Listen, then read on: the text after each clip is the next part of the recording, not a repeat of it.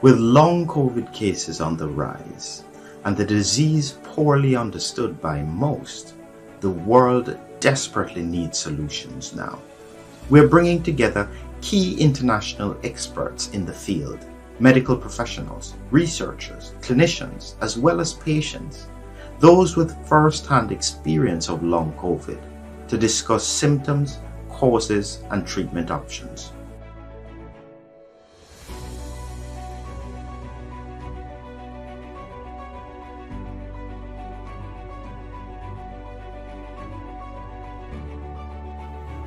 Some of the most common symptoms associated with long COVID are fatigue, headache, and brain fog. Sufferers are looking for symptomatic relief and just want to get their lives back. Our speakers and panelists will delve into this, sharing their thoughts about why this happens and also why there is hope.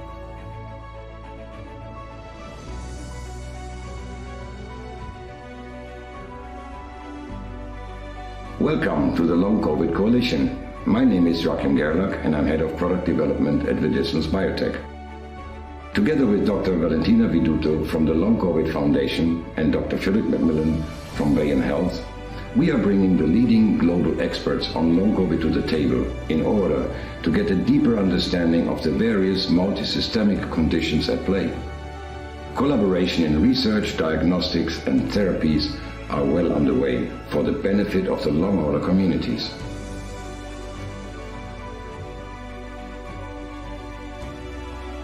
Hi there, I'm Mike Van Elzakker. I'm a neuroscientist at Massachusetts General Hospital, and I use mostly neuroimaging and other techniques to try and understand long-term consequences from acute infectious illnesses.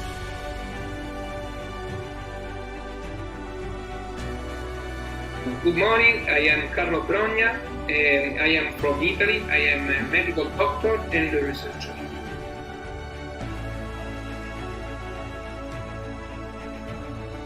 Hi, my name is Seneff. I'm a senior research scientist at MIT, and I've been very interested in the issue of toxic chemicals and their exposure to toxic chemicals and human health.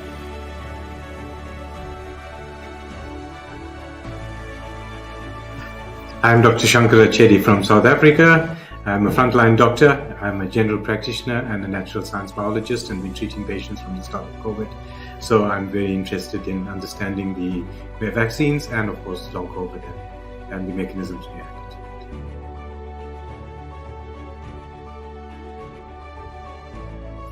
Yes, welcome everybody. My name is Joachim Gerlach and I'm Head of Product Development at Viduto's Biotech. I'm really looking forward to participate in this groundbreaking conference. See you all there.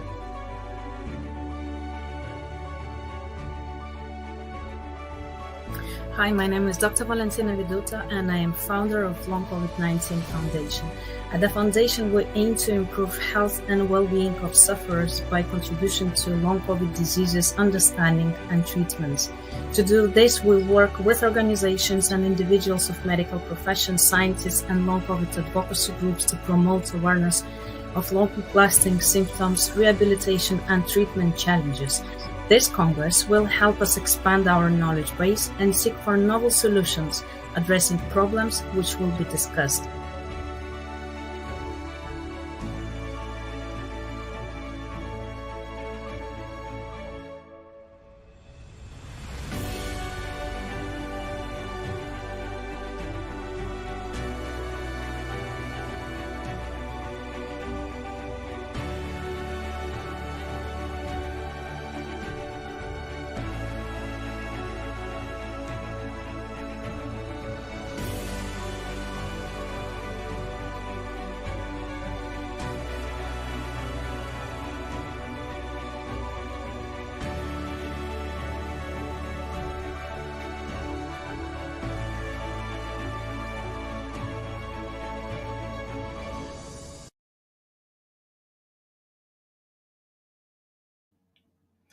Thank you very much to everyone who is joining us on this journey with regards to long COVID.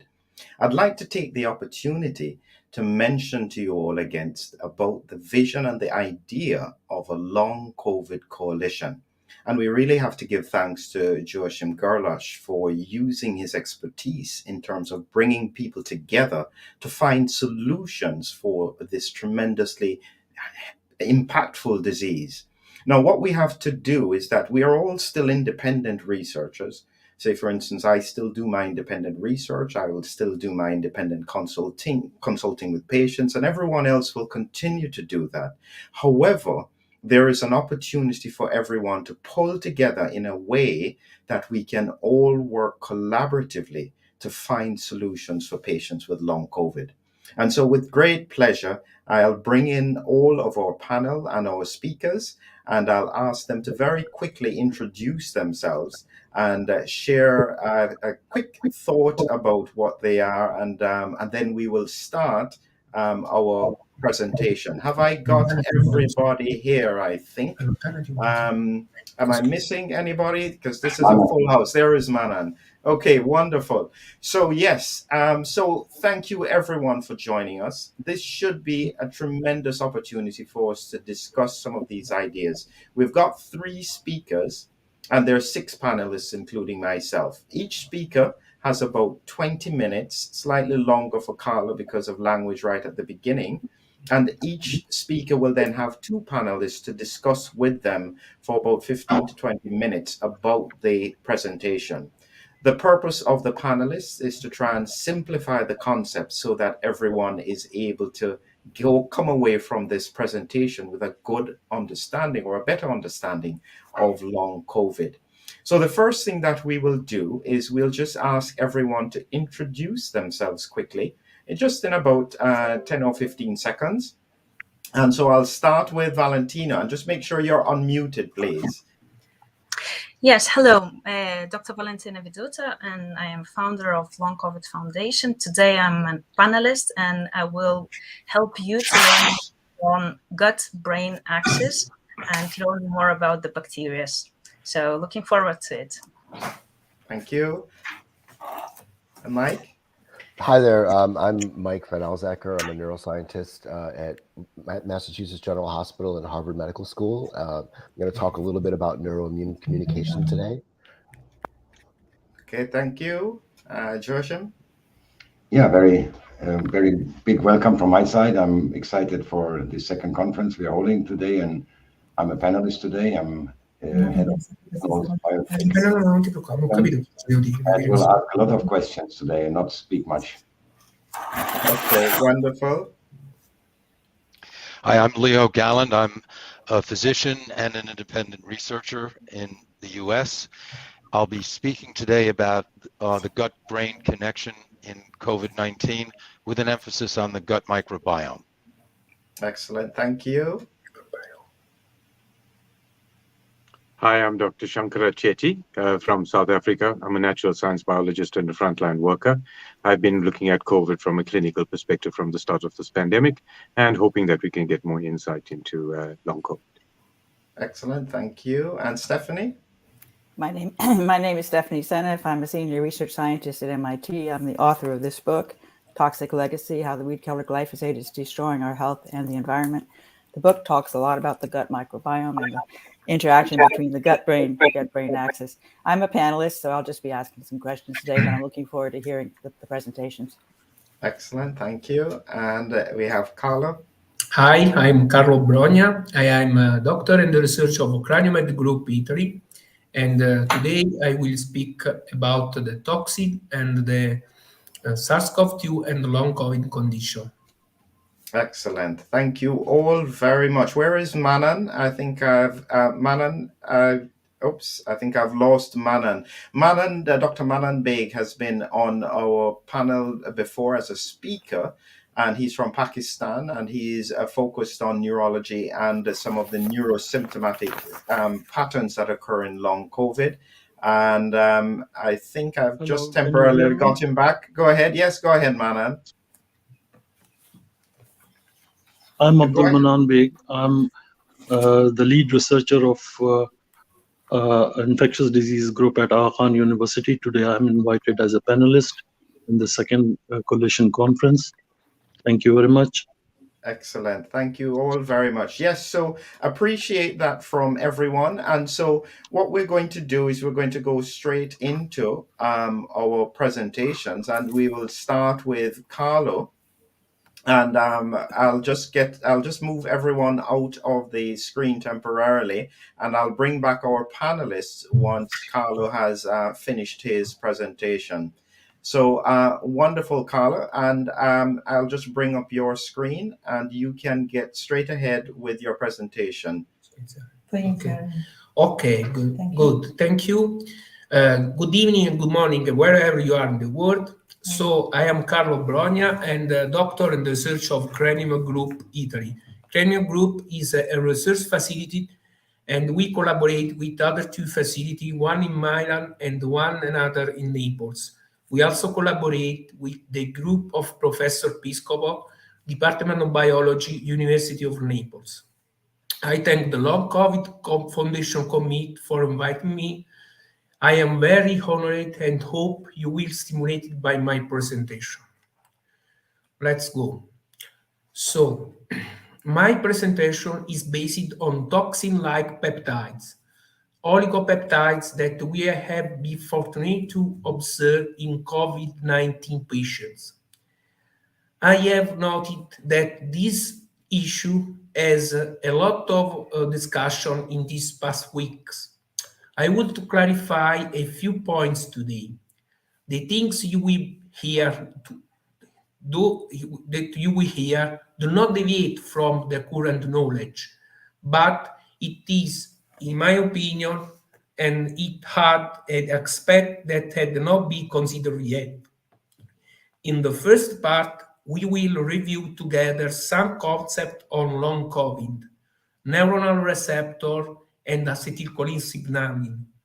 The middle part is focused on toxin-like peptides, what they are, what they came from, why they are important, how to recognize them, and the bacteriophage behaviors of SARS-CoV-2.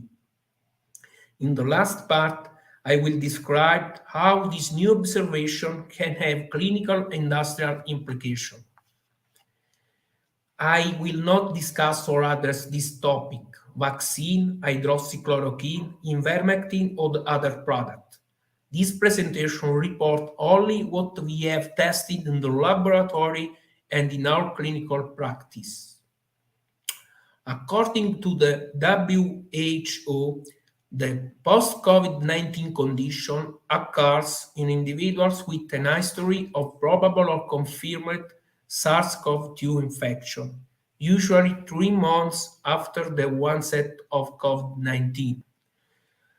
You can see the common symptoms in the right of these slides. And all these symptoms may also fluctuate or relapse over time. Here I described 2 studies, an American study that observes in 100 not hospitalized patients, a good portion of the patients showing brain fog after 1 year. Moreover, the subject interviewed over the time exhibit an impaired quality of life and the cognitive and fatigue domains. On the right of the slide, you can see an Italian slide involving over 200 patients hospitalized for SARS-CoV-2. After 1 year, a good part present pulmonary problems and motor impairment. So in conclusion, it seems that there is an increased risk for hospitalized patients to develop a long COVID syndrome.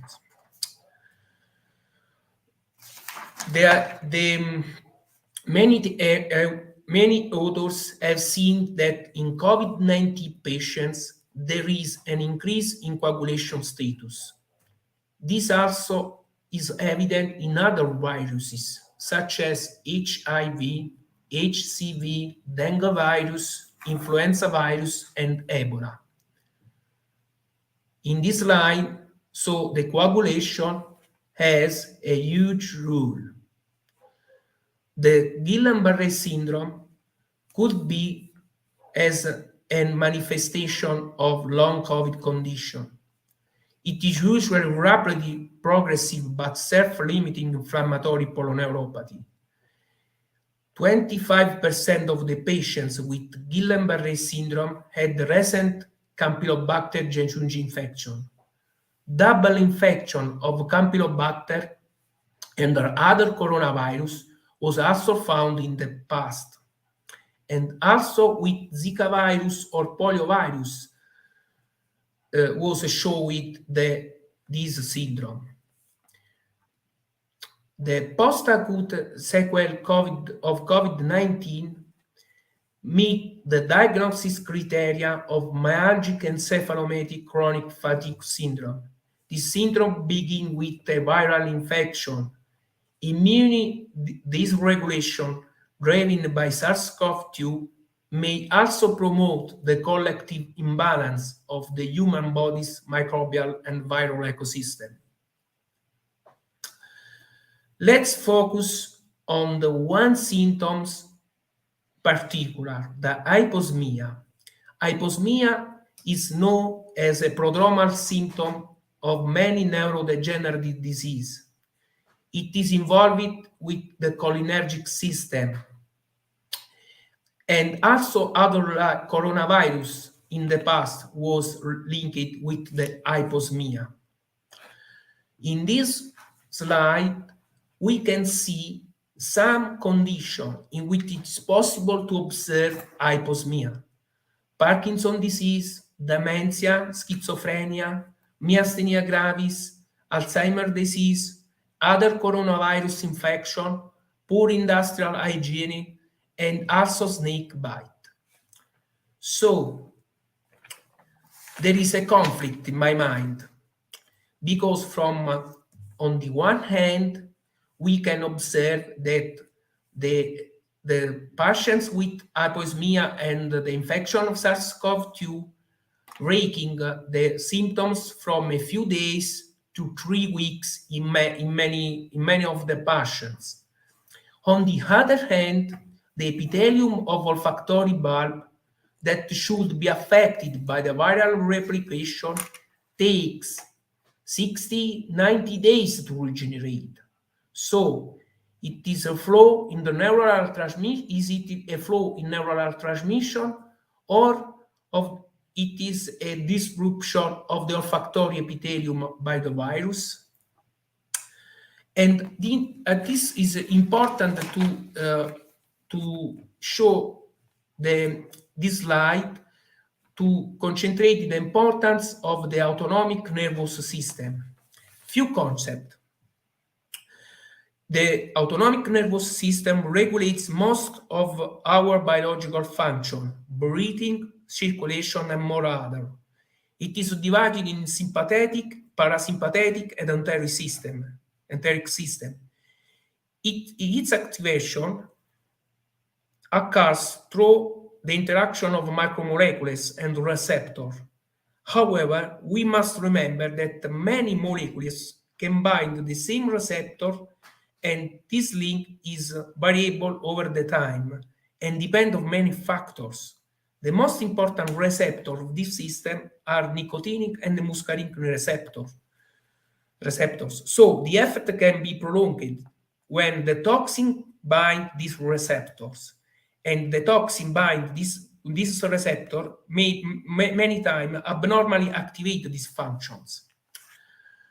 The drugs or the cholinergic medication that act on this system are divided in 2 types of drugs: the direct agents and the indirect agents. The toxins are classified as an indirect agents.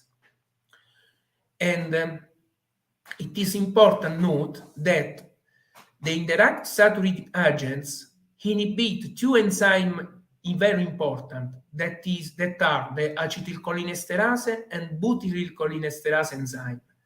They serve to break down acetylcholine.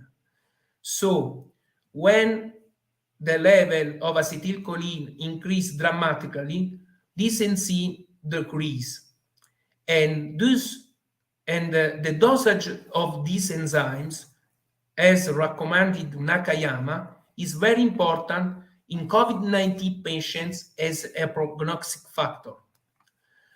This is a slide in which we can view the all symptoms that occurs in the cholinergic dysfunction, and many symptoms fall in the clinical picture of COVID-19 patients. Here we are in the middle of my presentation. This that you can see is the paper in which we describe the toxin-like peptides that we found in COVID-19 patients. You can see the list in the paper along with the mass spectrometry method used. Important thing to note is that each patient has over 70 likes peptide, 17 likes peptide, toxin-like peptides. Each of them is repeated several times and with amino acidic variation. So we have considered a bacteria type of mechanism because classically they are the ones who produce protein with frequent mutation. So by performing culture of the bacteria that came from the human microbiome of COVID-19 patients, we observe their genesis. In the imaginated model, SARS-CoV-2 does not pass unnoticed through the human microbiome before attaching the epithelial cell, but results in their disruption with the production of abnormal proteins that we have called it toxin-like proteins, peptide. In this slide, at the center of this slide, you can see it is visible a conotoxin modified that we always found and that acting on acetylcholine receptor. This is a second paper closely related with the first, where we arranged an experimental model of 3 bacterial cultures. Simple A are the culture from COVID-19 positive patients. Simple B are cultured bacteria from healthy person but contaminated with the supernatant from simple A, and simple C was obtained from the only bacteria of the simple E and placed in a new culture. We observe an increase in viral RNA load from 0 to 30 days.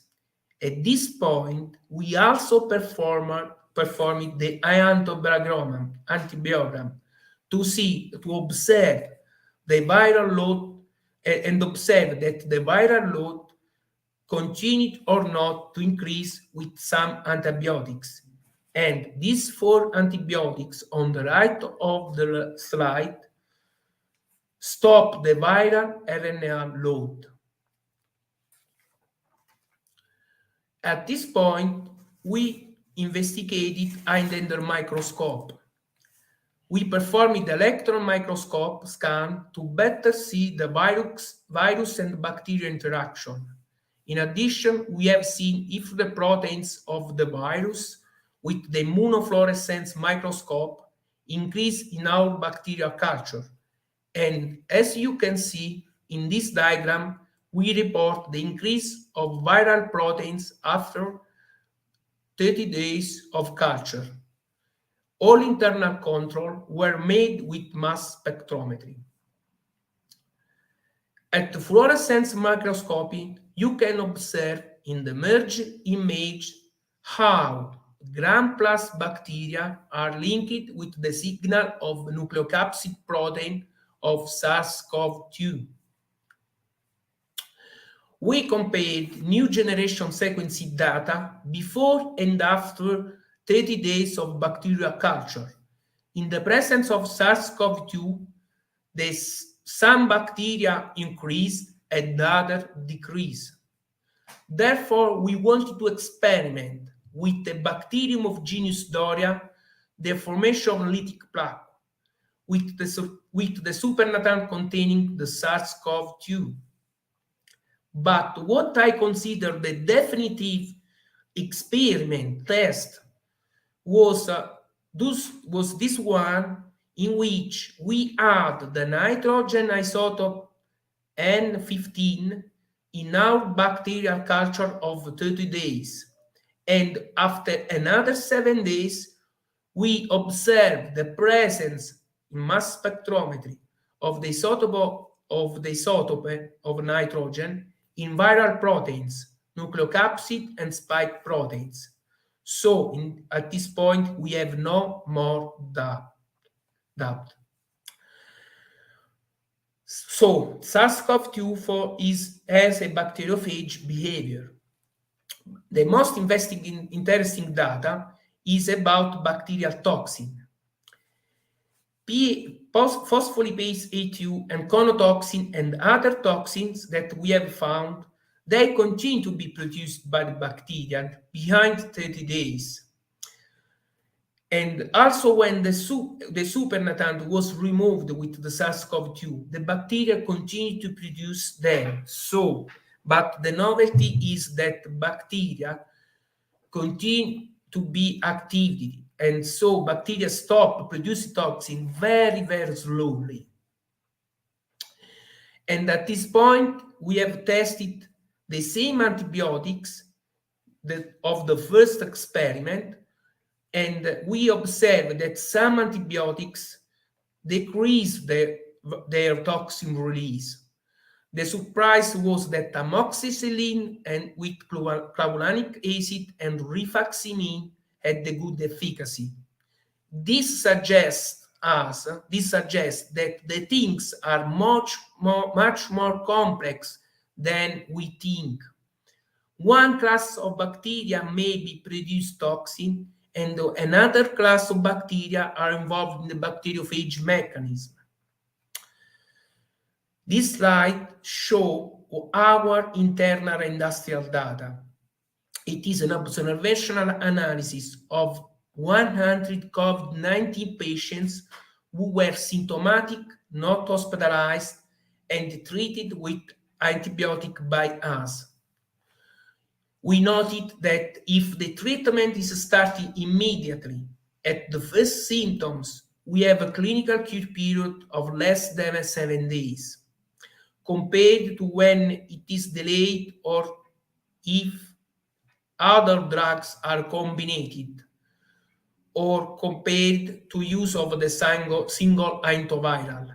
But then again, I can see that it's intuitive to think that if the toxins are present, we need to act immediately and not wait or not without waiting. So in this slide, I report two extreme examples of cured patients, but we have a large case of history. On the left, it is represented a long COVID patients that we have treated 10 months after the acute event. She still had hyposmia and abdominal pain, and after 7 days of rifaximin and probiotics, she regained her sense of smell and recovered. On the right of this slide, there is a case of a girl who was treated a month after the first positivity and where she had classic symptoms and complications from COVID-19, including neurological disorder, hyposmia, and dysgeusia. We started the first day with high dosage of amoxicillin with clavulanic acid. She recovered in 36 hours the sense of smell. We cut the dose, the second day, we cut the dose of an F, and hyposmia and other neurological symptoms reappeared. So we resumed the high dosage at day 4, and at day 10, the girl was clinically recovered. Summarize the important points. The accumulation of toxin saturates the molecular receptor. In case of toxin infection, the time factor is crucial. The bacteria of microbiome represent the first line of defense. They produce toxin and partially replicate the various bacteriophage mechanism. The bacteria do not stop produce toxin even when the viral load is absent. The immune system must work against both viral proteins and toxin. The gut microbiome is a reservoir of this phenomenon. If we consider the bacteriophage mechanism and the toxin production by bacteria, the interaction mechanism of the virus and its proteins with the epithelial cell became much more complex. In addition, we activated mechanism of the immune system. The activated mechanism of the immune system also became much more articulated. So, how is the virus really presented from bacteria to the human cells? The clinical scenario that we might have are multiplied from symptomatic patients who are positive on molecular tests and have antibody titers to those who are negative on molecular tests and have no antibodies. So, how do we act? Regulate the toxin rate and viral replication, acting on toxicological dilution, corticosteroid only if necessary, because the immunity system must work against many proteins, viral and toxigenic, and so probiotics and antibiotics. The cytokine storm is much more complex because it is also actuated by the toxin. It is possible to cure the entire world with antibiotics? Of course not. The increase in antibiotic resistance bacteria must be considered. But above all, you must consider that the end point should be stop the toxin. The most powerful toxins that we have found are phospholipase A2 and conotoxin. And so the end point is stop to continuous production of the toxin. Block them at the receptor level, maybe at the antitodes. We are seeing many SARS-CoV-2 reinfection persons, and they seem to have a more attenuated clinic. The virus has a dual mechanism. It attacks the human cell, but also the bacteria in the microbiome. Some question: could the double or a dual vaccine solution be useful? A vaccine that trains the bacteria, such as an oral attenuated virus vaccine and an antitoxin vaccine? Is this a lockdown pandemic, or should it be accelerated? If you think about it, Dr. Sabin, with his polio vaccine, solved the problem by infecting everyone. This observation prompted us to review many other autoimmune diseases from another aspect, the toxin aspect.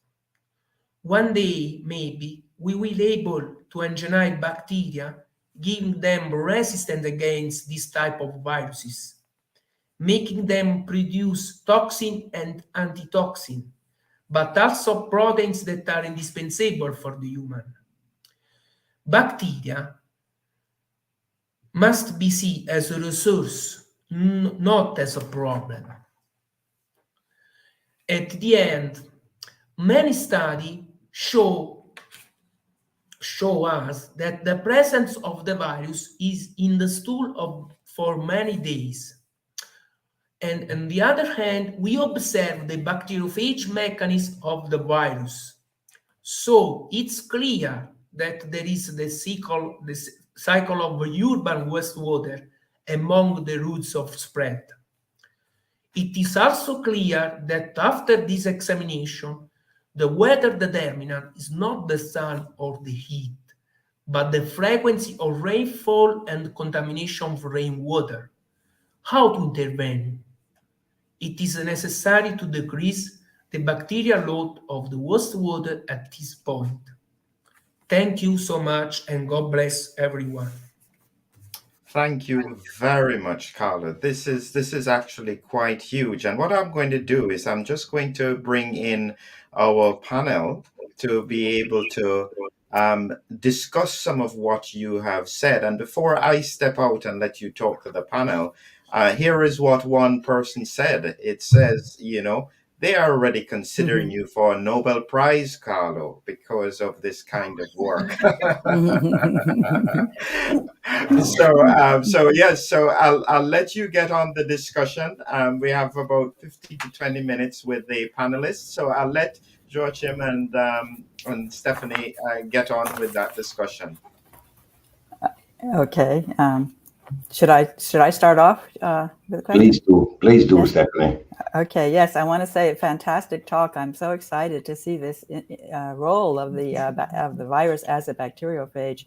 Really fascinating, and the toxins produced by the bacteria causing the problems that linger. That's really awesome. My first question has to do with PLA2 and metalloproteinase, and I wonder they can also be produced outside of the gut in the bacteria in the gut. And it's elevated in the serum, and I'm just wondering whether what you see in the serum, is that due to the bacterial production, or could it be due to other production in the body of PLA2? Oh, okay. Thank you for the question. Many research find phospholipase A2. So the phospholipase has a key role in the pathogenesis of disease complication. We had focused on bacterial ones, but it is not excluded that phospholipase A2 or other toxin like metalloproteinase can be present from other production or cell production. So it is not to exclude, and many other authors found them. Thank you. Do I just keep going, Joachim, and then you? Sure. You go ahead. Okay, Yeah. Okay, great. Is the continued production of toxins, even after the disappearance of SARS-CoV-2, just an autopilot program in the bacteria? So does the general treatment with amoxicillin and rifaximin make sense in long COVID, or can probiotics alone do the job? Soltanto allora la continua produzione delle tossine, sì, oppure deve essere affrontata con gli altri due elementi, o può essere soltanto il probiotico che fa da solo? Okay. No, in our opinion, not only the probiotics is necessary. The probiotics are is the most important drugs to assume, but in our opinion, also antibiotics is important in this to stop this toxin production. So, but I show in my last slide, it is not possible to treat all the world with antibiotics. So we need more other intervention or drugs that acting on this point. Thank you.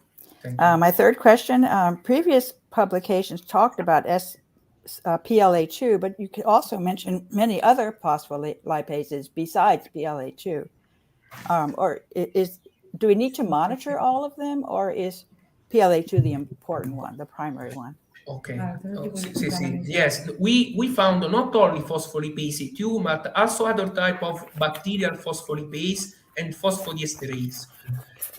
The phospholipase A2 is very important and has a key role in the active inflammatory process and downstream the arachidonic pathway, including the thromboxane pathway, coagulation values will also be altered, including the D-dimer. So it is important also the other phospholipase, but I think that like many other authors say, phospholipase A2 is one of the most important. Thank you. And do you think this can be included in standard long COVID diagnoses? I think that we must perform, or the industrial will perform the test that take in consideration the phospholipase A2. Maybe the finger test that can evaluate the presence of the phospholipase A2 or the other toxin, or maybe a finger test that can give us the indication of acetylcholinesterase concentration if it is low or high. Thank you. Is there a treatment that mitigates the effects of the conotoxins? Can you repeat, please? Is there a treatment that mitigates the effects of the mitigation of conotoxin? No, conotoxin is a very particular toxin. So now we know that it is produced by bacteria and we can act on bacteria. But it is very necessary for conotoxin maybe to create an antidote. Okay, I'll jump in. Okay, you want to go in now? Yes. Thank you, Carlo, for your groundbreaking presentation. And I think you brought a big chunk of the knowledge now to the table of long COVID condition that was overlooked and not. And I'm very happy that we had a chance to contact you and go through that. So I have some more questions. Looking at your pictures from the microscopic slides, do you know how does the SARS-CoV-2 enter into the bacteria? What is the entry mechanism? Is there any idea on what the receptors are, for example, and the mechanisms? Okay, yes. This topic is under study in our research facility, but we have appreciated the work of Dr. Ebrahimi and colleague that have performed some studies on interaction of a possible interaction. They are bioinformatic study of a possible interaction of spike protein and protein of bacteria that are similar to receptor ACD2. So we need more study this argument at this topic. We need to study. We have no idea in this moment. It is a phenomenon that we observe, but we must to study well this argument. Then the next question: the virus itself is spreading toxins that looked like on your slides. When I saw that around the coronavirus you had toxic kind of particles. Can the virus itself create the toxins, or are they being produced by the bacteria? Like we show in the slide 23, we observed the toxin also when the virus was removed from the bacterial culture. So it is, I think, but we must study better. I think that is an old mechanism of bacteria, a self-mechanism of immunity of bacteria. But because we observe in the vitro, but then in the practice, that the toxin were produced also without the RNA load present in the bacterial culture. So maybe their genesis is a mistake of the genomic sequencing, but we don't know in this moment. We must perform more experiments. Interesting. If you need any help, just let us know. The other question was like, if you look at the bacteria that is infected with the virus, can then the bacteria with the virus itself replicate so that we can observe maybe a growth of bacteria culture and virus at the same time?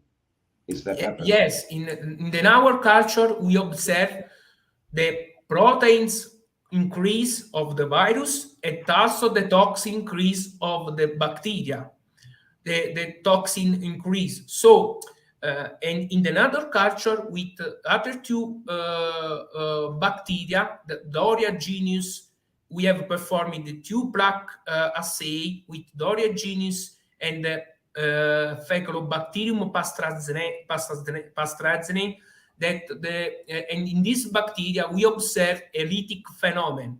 So in our study, there are some bacteria that increase and other bacteria that decrease. And with some bacteria, the virus increase, and with other bacteria, the virus decrease. So we think that the virus in this moment have a double mechanism, lytic and lysogenic from the together side. And this is maybe the condition that give more complication. Yeah, this is really horrific if you look at all the different kind of mechanisms, how that plays out. And now, last question from my side. We all like to give probiotics or take probiotics. And if we would give now a probiotic, like a bifidobacterium or any bacterium in which the virus is replicating, could that be also like a detrimental action? Because then we give the virus food for replication. Okay. Thank you for the question. So this question I can answer only with my practice, not with the test laboratory. In the practice, when we give to the patients antibiotics, amoxicillin and rifaximin in association, the major patients restore their symptoms in 5-6 days. But we give also the Lactobacillus reuteri and Bacillus clausi, and they work well together, the antibiotics. So, but this is in our practice, come si dice, consiglio? Advice. But we have not tested in laboratory if the virus attaches also the probiotics. Thank you so much, Carlo, for your groundbreaking work and these insights. We still have a lot more questions, I think, and we could pass the whole day talking, but there's other speakers. So thank you very much for this. Thank you, everyone. Findings and presentation of yours. Thank you, everyone. Excellent. And yes, Carlo, I myself will have some questions for you, but I will leave that for the open discussion. But we will shift on to our next speaker. So thank you again very much, Carlo, and stay with us, and we will certainly be discussing further with you a little bit later on. So moving right along to what is quite a fascinating area of research with regards to long COVID, we have got Mike Van Elzakker. Have I got that right, Mike? You're muted at the moment. Yes, yeah. Excellent. And so I'll not hold you back, Mike. I'll let you go straight away into your presentation, at which point I will then bring in your panelists to have a discussion with you with some of the questions. Okay, great. Let me... And I'll bring up your screen for you. 1 second here. Is your screen still shared, Mike? I am sharing. Can you see it? Okay, let me just add it. There you go. Is it sharing? Yeah, it's sharing now. Got it. Okay, great. So yeah, I appreciate the invite, everyone. So I'm going to talk about sickness and the brain, the neuroscience of how we feel infections and inflammation. It's sort of going to be a basic neuroscience, neuroimmunology talk, sort of broad and mechanistic and anatomical, just explaining some of the reasons why people feel the subjective feelings that they feel when they're sick. And I don't have anything to declare, and my presence isn't an endorsement of anyone else's statements. I actually have COVID right now. I tested positive, I guess, 3 days ago. So I feel pretty sick. I'm going to try and get through this. I'm triple vaxxed, but I had a breakthrough infection like so many others are having. You know, we all know about long COVID at this point. It's something that has really, you know, been a topic in general media and around the world, our friends and loved ones. It's a serious issue. And it's something that we're going to have to really dig in and understand. So I thought that talking a little bit about the basic neuroscience of sickness and illness might be helpful here.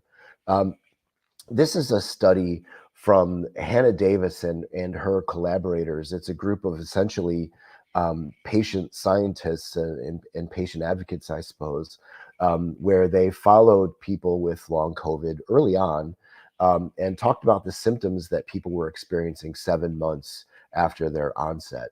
And the symptoms here are sort of centered around fatigue, brain fog, essentially the feelings of the very feeling of being sick, the sickness feelings that we all have, whether it's a flu or a strep throat, bacteria or virus, the feeling of being sick. Autonomic problems are really common. Some recent studies showing about 2/3 of people with the long-term consequences of COVID showing autonomic problems and pain. So I'm going to stay focused on those categories of symptoms: sickness, autonomic problems, and pain. Sickness, autonomic problems, and pain. And we'll talk a little bit about those.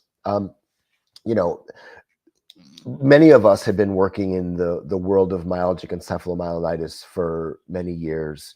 This is a phenomenon we've seen before, in which an acute infection, there isn't a full recovery, and people feel sick sometimes for many months or many years afterwards. Early on, we sort of knew that this was going to be, in a minority of people, but still a significant minority in people that deserve healthcare.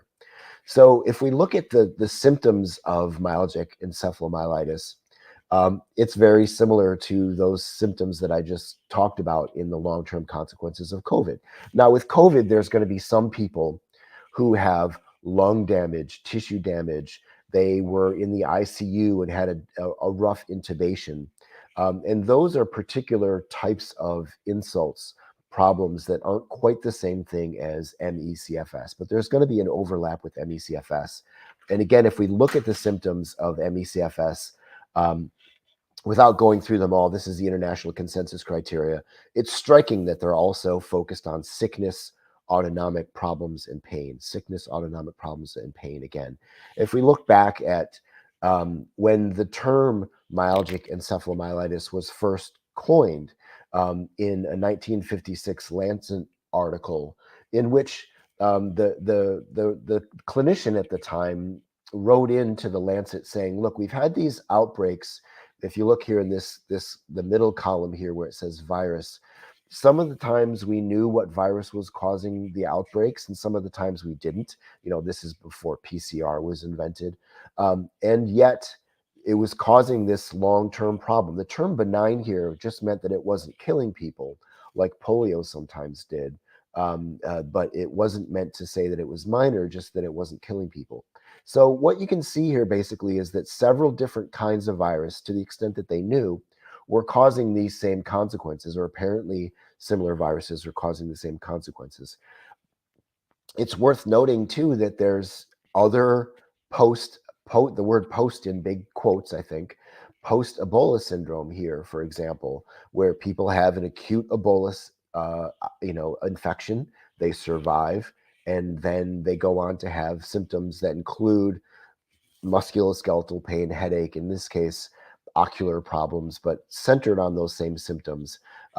Post-Zika, a similar virus to SARS-CoV-2, again, causing somewhat similar symptoms. And here, the SARS-CoV-1 causing relatively similar symptoms, again, sort of focused on sickness, autonomic problems, and pain.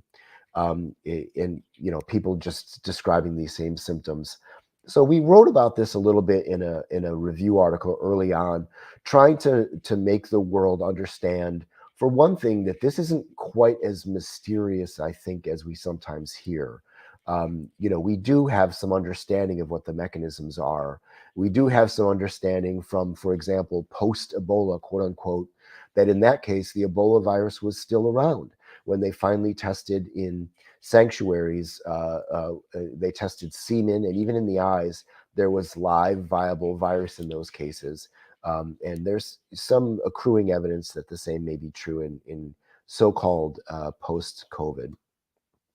So given that I named a bunch of different viruses, how can these disparate problems drive similar symptoms? How can we end up with the same sickness, autonomic problems, and pain from different causes? Well, I'd like to focus in on an area of the brain called the brainstem. And here's a scan of my brain at 7 Tesla. And I'm focusing in on the brainstem here. If we blow it up and Photoshop out the vasculature, it looks like this. And here's the anatomy. It's an area where cerebral spinal fluid flows through very thin aqueducts nearby. And I'm going to blow it up even further so that we can sort of focus on these anatomical nuclei within the dorsal brainstem of the brain, because I think it's important for the symptoms that we see and a mechanism for why we may see these symptoms. There are a bunch of structures and circuits that are in really close proximity, and they overlap and crosstalk. They communicate with one another, and they probably drive some of this, the subjective feelings that we feel when we're sick. So here, sort of centered, that I've highlighted in red now, is the nucleus of the solitary tract, NTS, nucleus tractus solitarius. And this is a place where the vagus nerve enters the brain from the body. Okay, so the vagus nerve is the 10th cranial nerve. I'll talk about that in a little bit. It shares the same Latin root as the word vagabond, right, meaning to wander, which means that it wanders all over the trunk, all over the torso. It innervates the lungs, the bronchia, the gut. If there's inflammation or infection happening in the lungs, if there's a dysbiosis in the gut, the reason that the brain knows about that is because the vagus nerve detects it. And this is where the vagus nerve enters the brain from the body. It's where a majority of these afferent or sensory vagus nerve cell bodies live. So nearby the nucleus of the solitary tract is an area called the area postrema. So this is a circumventricular organ without a complete blood-brain barrier. In other words, there are some areas of the brain where there's what we call a fenestration, or a window in the blood-brain barrier, which is sort of a barrier to prevent the blood from having easy access to the tissue. This is an area where there's windows in that so that the brain can sort of sample larger molecules. It's really important for vomiting and nausea. A lot of patients have ongoing problems with nausea with these complex chronic illnesses. And these areas here are both body to brain and brain to body. So the two areas I talked about represented the body communicating to the brain, but now I'll talk about the brain communicating back to the body. So the dorsal motor vagus is the vagus nerve going in the other direction. So it's an autonomic nuclei. It's the site of parasympathetic cell bodies, or soma. And it's the main source of how the vagus nerve innervates the trunk organ. So the vagus nerve has control over, for example, heart rate. So if there's a problem with tachycardia, high, fast heart rate, even going from lying down to standing up, that may be an important part of why that's happening, because of this structure here.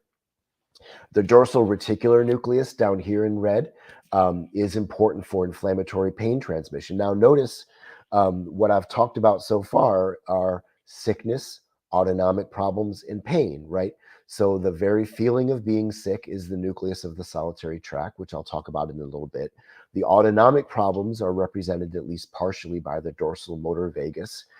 For example, the tachycardia, fast heart rate. And here's a nucleus that's really important for the transmission of pain. So if there's a situation where we call hyperalgesia, in other words, where something that would normally only hurt a little bit ends up hurting a lot, we call that hyperalgesia. Or something that shouldn't hurt at all ends up hurting, that's called allodynia. And that may be important in this structure here. The ventrolateral medulla is involved in autonomic control of blood pressure and breathing. So again, autonomic problems to the extent to which they exist in patients, may be sort of centered on these nuclei right around here. And the nucleus ambiguous right here is, again, an area that's important for controlling heart rate, which we know a lot of people with so-called long COVID or PASC have problems with tachycardia when they go from lying down to standing up, for example. Some people qualify for the POTS diagnosis, not all, but some people just have autonomic problems. So, I talked a little bit about the vagus nerve, and I'll talk a little bit more about that here. So again, it wanders all over the body. I've drawn a little diagram here from an older paper showing the different ganglia and paraganglia that are all over the body, really, all over the trunk. The vagus nerve innervates the bronchus, the lungs, very densely. So there's a lot of vagus nerve terminals at the lungs. So this is really important because inflammatory molecules like cytokines, you've all heard of cytokine storm, right? The virus obviously triggers cytokines. Well, cytokines are relatively large protein molecules that don't easily cross the blood-brain barrier. So they don't just flow into the brain like a steroid hormone does. Well, how then does the body know that there's cytokines? Well, it knows because of the vagus nerve. There's chemoreceptors on the vagus nerve that detect the presence of those cytokines, and it sends a signal up to the brain that says, hey, guess what? You've got inflammation. You're sick. And that is the reason that we feel sick. It's the body's behavioral response to inflammation saying, you need to preserve your energy, go to bed. You shouldn't be spending your energy on jogging or other pursuits right now. You need to go to bed. So interestingly, for example, if you inject inflammation into a rat, the rat will not run on a wheel anymore. They won't eat as much, etc., unless you've cut the vagus nerve. And then the rat will act normally, even though you have injected inflammation, because the brain doesn't know that the body is sick. So one of the things that the vagus nerve does is to detect peripheral catecholamines. So, for example, epinephrine or adrenaline. You've heard of an adrenaline rush that's produced, right on top of your kidneys, the adrenal on top of kidneys. Well, again, that doesn't actually flow into your brain very easily. It's the vagus nerve that detects those chemicals and signals to the brain.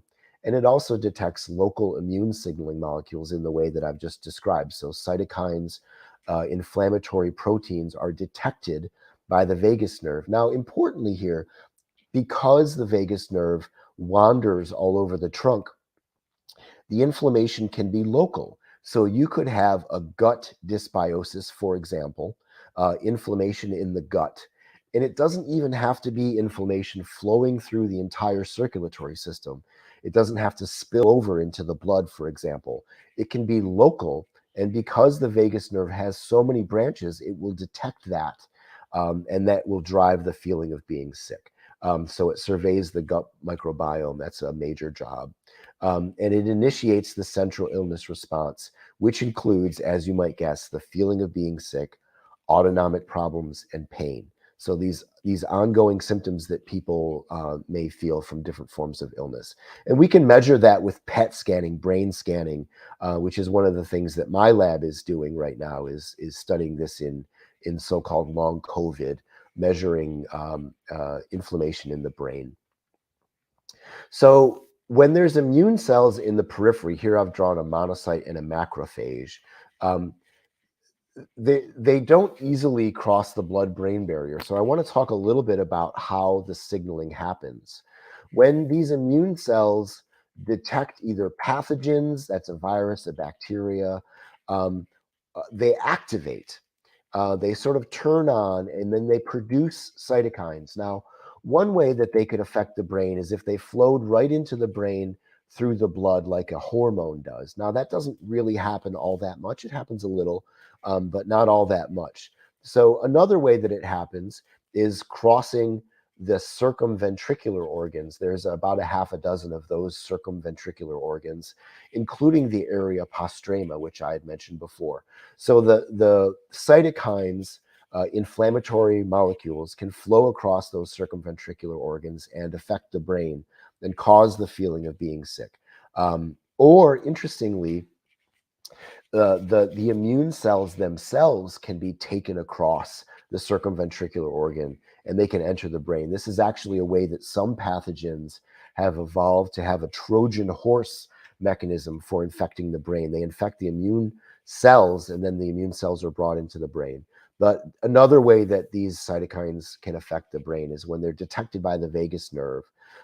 It sends, and because the vagus nerve is all over the place, it can be local, and it sends a signal up into the brain that triggers an inflammatory response on the brain side of the blood-brain barrier. So it allows local immune signaling to have a broad effect. It doesn't have to be infectious, it can also be injury. So for example, if there's lung damage from the virus, even if theoretically the virus was fully cleared, you could have ongoing inflammation just from the tissue damage. And it triggers this mirror response of glial activation on the brain side of the blood-brain barrier. And this is something that they've measured in chronic fatigue syndrome in some studies, not others, and that we're studying in long COVID in my lab. I wanted to talk just for a minute about those glial cells. Glia means glue in Greek. It used to be thought that it was just holding neurons together. This is microglia of the brain. So when they detect pathogens or inflammation, they change their shape, they activate, and they produce, they actually change into this sort of different form, and they produce a bunch of things that excite neurons. So they produce cytokines, which I've represented with the little triangles, and they also produce things that excite neurons, which I've represented by these little lightning bolts. Things like glutamate, bradykinins, prostaglandins, ATP, nitric oxide, lots of different things that excite neurons, and a protein called the translocator protein, which we can measure with brain scanning. After that happens, the glia enter this state called priming. They're primed. What that means is that they're sort of hypervigilant, I suppose you could say. And if a second immune response comes and affects those glia, then the second response is even bigger. That's what I'm showing here. The second response is even bigger. So one of the things that I think can happen is that an initial inflammatory response from an initial infection, say the SARS-CoV-2 infection, can prime the glia, and then the glia becomes sensitive to things like gut dysbiosis. So someone that might have a little problem with gut, if they don't have this problem, maybe they won't even be affected. But if they have primed glia, then maybe they will be affected. And that can drive sort of brain fog symptoms. You know, I talked a little bit about that area in the brainstem, the nucleus of the solitary tract. If there's glia that are excited there and they're turning on neurons nearby, well, look at all the nuclei that I talked about that were nearby that control sickness, autonomic problems, and pain. So it's almost like having a little amplifier on these nuclei. Now, that's not to say that we should immunosuppress these patients. I'm not sure that that's the right call. What it means is if there's something driving inflammation, whether it's a gut dysbiosis, whether it's other infectious, whether it's injury, whether there's viral reservoirs, that those things need to be addressed because there's a sensitized system in people that make them extra sensitive to insults, including things like toxins and infections. I've talked a little bit about this in a previous paper that you may be interested in learning more about neuroinflammation. You can look at it here. And I'd just like to thank my collaborators that helped me with all the brain scan projects that we have going, including in long COVID. Thank you very much. Excellent. Thank you very much, Mike. I really appreciate that. And again, I'm seeing so many parallels with all of the presentations and seeing how they all interact and come together. Again, I'll have to save my questions for later, but I'll bring in here your panel. We've got Shankara and we've got Mannan here, and I'll leave us here for about 15 minutes or so, and they can ask you some questions, and then I'll come in and we'll move on to our next presenter. Hi, Mannan, would you like to go first? Yeah, sure. Okay. So, Mike, thanks for a very nice presentation. Okay. This is my second interaction listening to you. last time I had that fascinating CSF flow thing observed, okay, that we didn't see today, but then I was, first of all, let me begin by thanking the Long COVID Foundation and Valentina to bring all of us together, because these type of efforts are the ones, okay, which are needed, and we should always acknowledge the heavy contribution from the Long COVID Foundation that actually brings us together. My question to you, Mike, is that nowadays, okay, you must be hearing a trend of vagus nerve stimulation, okay, in long COVID. My question is that, as you described, the cytokines, they irritate the vagal nerve ending, the vagus goes, and it relays in those centers that you mentioned. My question is that if we do a vagal stimulation, okay, and it actually would transmit signals to the brain, how would it be helpful in any COVID? I mean, long COVID or the symptom.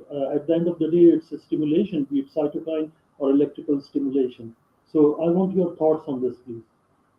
Sure. Yeah. Thank you very much. And it's nice to see you again, for sure. So yes, vagus nerve stimulation is something that people have talked about. I think it's worth pursuing and worth doing. We're trying to get a study going of that to see. Now, I think it's important to note with vagus nerve stimulation that if there's, for example, if there's viral reservoirs, for example, it won't address that problem, right? It doesn't necessarily get to the root cause in that circumstance, but I think it can be helpful. If there was a clearance, for example. The vagus nerve is really interesting because it goes in two directions. So from the body to the brain, the afferent or sensory direction detects inflammation and sends a signal to the body, from the body to the brain that says you're sick, feel sick, go to bed, etc. In the other direction, there's what's called an anti-inflammatory reflex. So in the efferent or motor direction of the vagus nerve, there's a synapse in the spleen that ends up producing anti-inflammatory cytokines. There's different types of cytokines, right? So the thinking is that with a vagus nerve stimulating device, you could theoretically be sort of regulating the afferent direction, a little bit like a pacemaker. I don't want to stretch the analogy, but a little bit like a pacemaker in the heart, where it's sort of, trying to regulate what might be a spastic or ongoing signaling a little bit. And then also at the same time, hopefully exercising that motor or efferent direction and the anti-inflammatory reflex. So there's pretty good evidence, for example, in sepsis, where that's a really extreme example of inflammation, right? A genuine cytokine storm that can be deadly, probably much more than what people with long COVID are facing. But even with sepsis, it increases survival times, probably because it's regulating both directions of the vagus nerve. So yeah, I mean, I think it's worth noting, and most of the I don't have any relationship with any of these companies. I talk to them, but I don't have any investments or anything. Most of the vagus nerve stimulating devices that I think I are most comfortable with tend to focus on the ear. There's what's called the auricular branch of the vagus nerve. It's the place of the vagus nerve that comes closest to the skin of the ear, and they stimulate right up here in the symbicontia or the tragus of the ear. They tend to use the right side. They tend to use the left side of the vagus nerve so that it doesn't affect the heart. But yeah, vagus nerve stimulation is something that I think is really worth investigating, especially the ones that stimulate near the ear. One more thing, okay, a follow-up question to your presenting slides, okay, one of which showed that blood-brain barrier thing.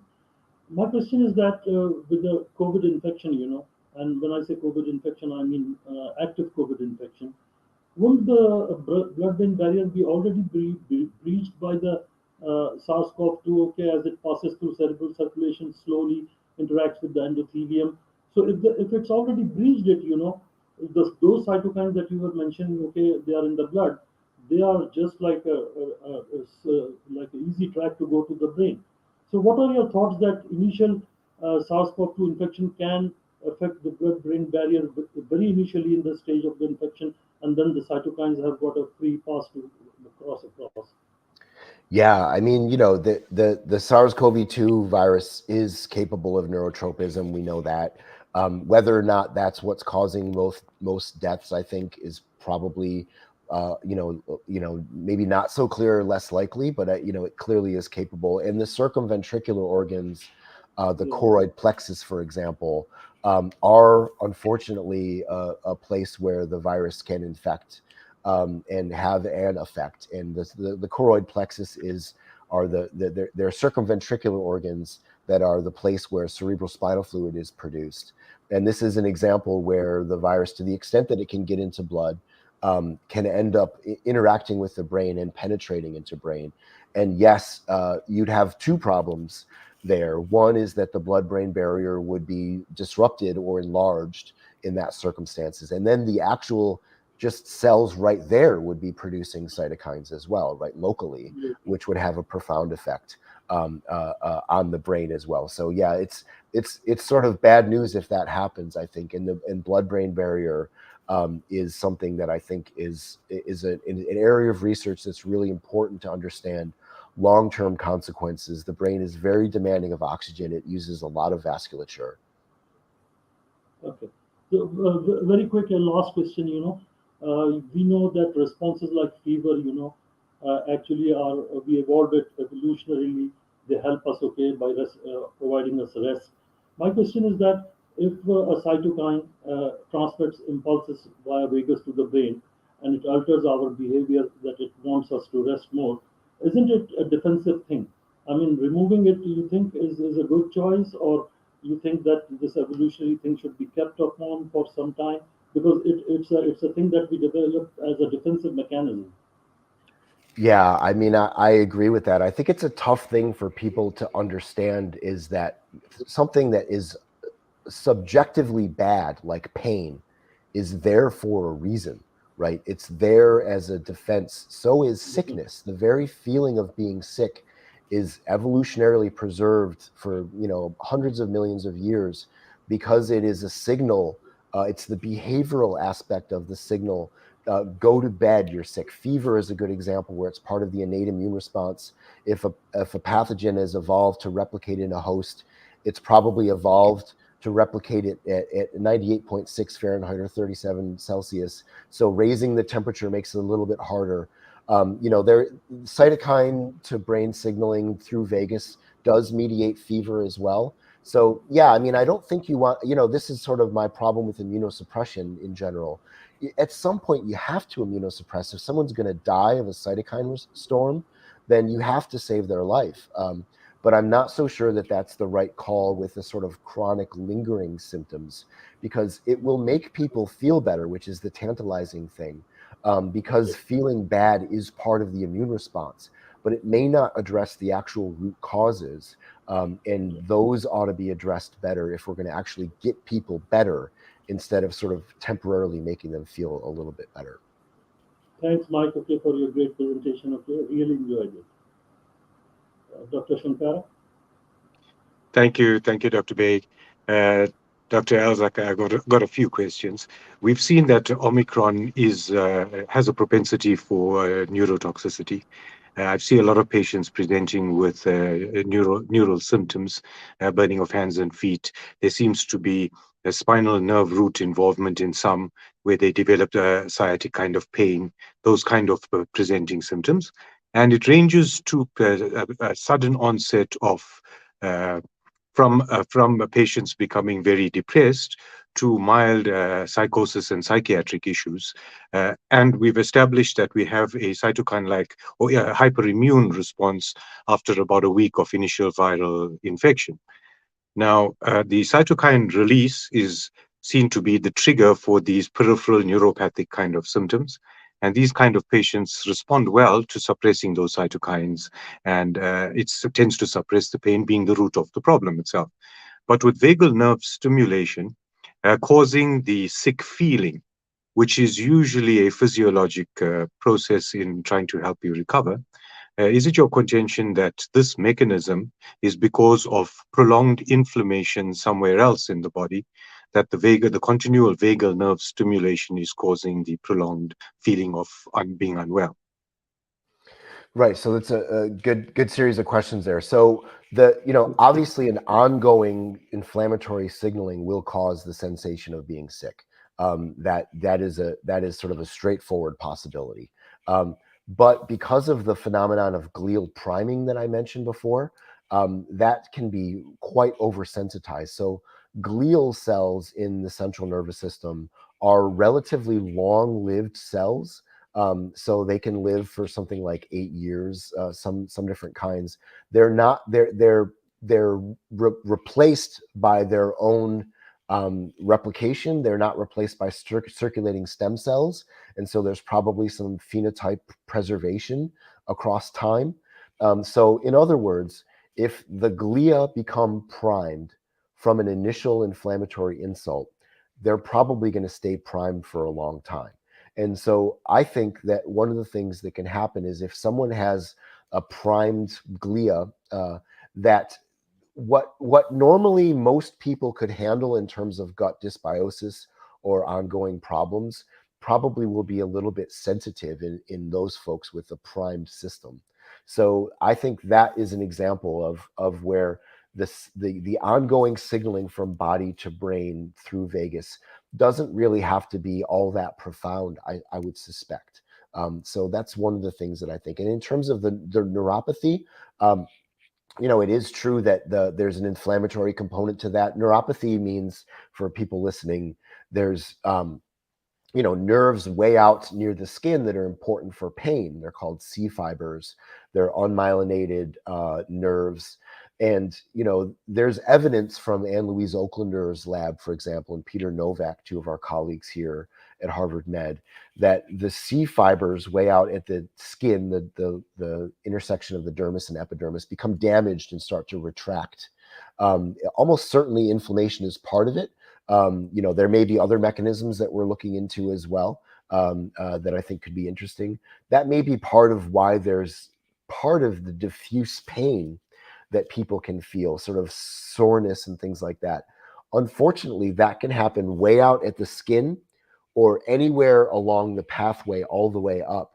The increased problems can be caused. So the pain pathway goes through the dorsal horn, the dorsal horn of the spinal column. There's some evidence for inflammatory signaling there as well. So if there's ongoing inflammation, glial activation, maybe viral reservoirs from this or other viruses that are, 90% of humans have herpes viruses in our body. They like nerves. If there is herpes there, that could be causing inflammation. So yeah, I think that the pain and neuropathy can be caused way out at the level of the skin. It can be caused at the level of the spinal cord, and can be caused in like an amplifier at the level of the dorsal reticular nucleus or anywhere along the way, or the periaqueductal gray, which is another area of the brainstem that's involved in signaling. So if the glia are acting like amplifiers, turning on nerves, turning on neurons, then that can enhance signaling to cause hyperalgesia. Something that wouldn't normally hurt can end up feeling painful. I hope that's a helpful answer to your question. Secondly, Carlos mentioned the production of certain neurotoxins, conotoxins, PLAs. These might have more direct effect on acetylcholine receptors, the nicotinic and the muscarinic.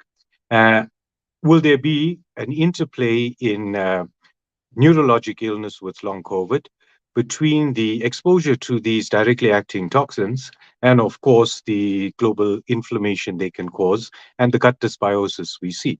And so we'll have a mix of different mechanisms causing the neuropathies that we see, both central and peripheral.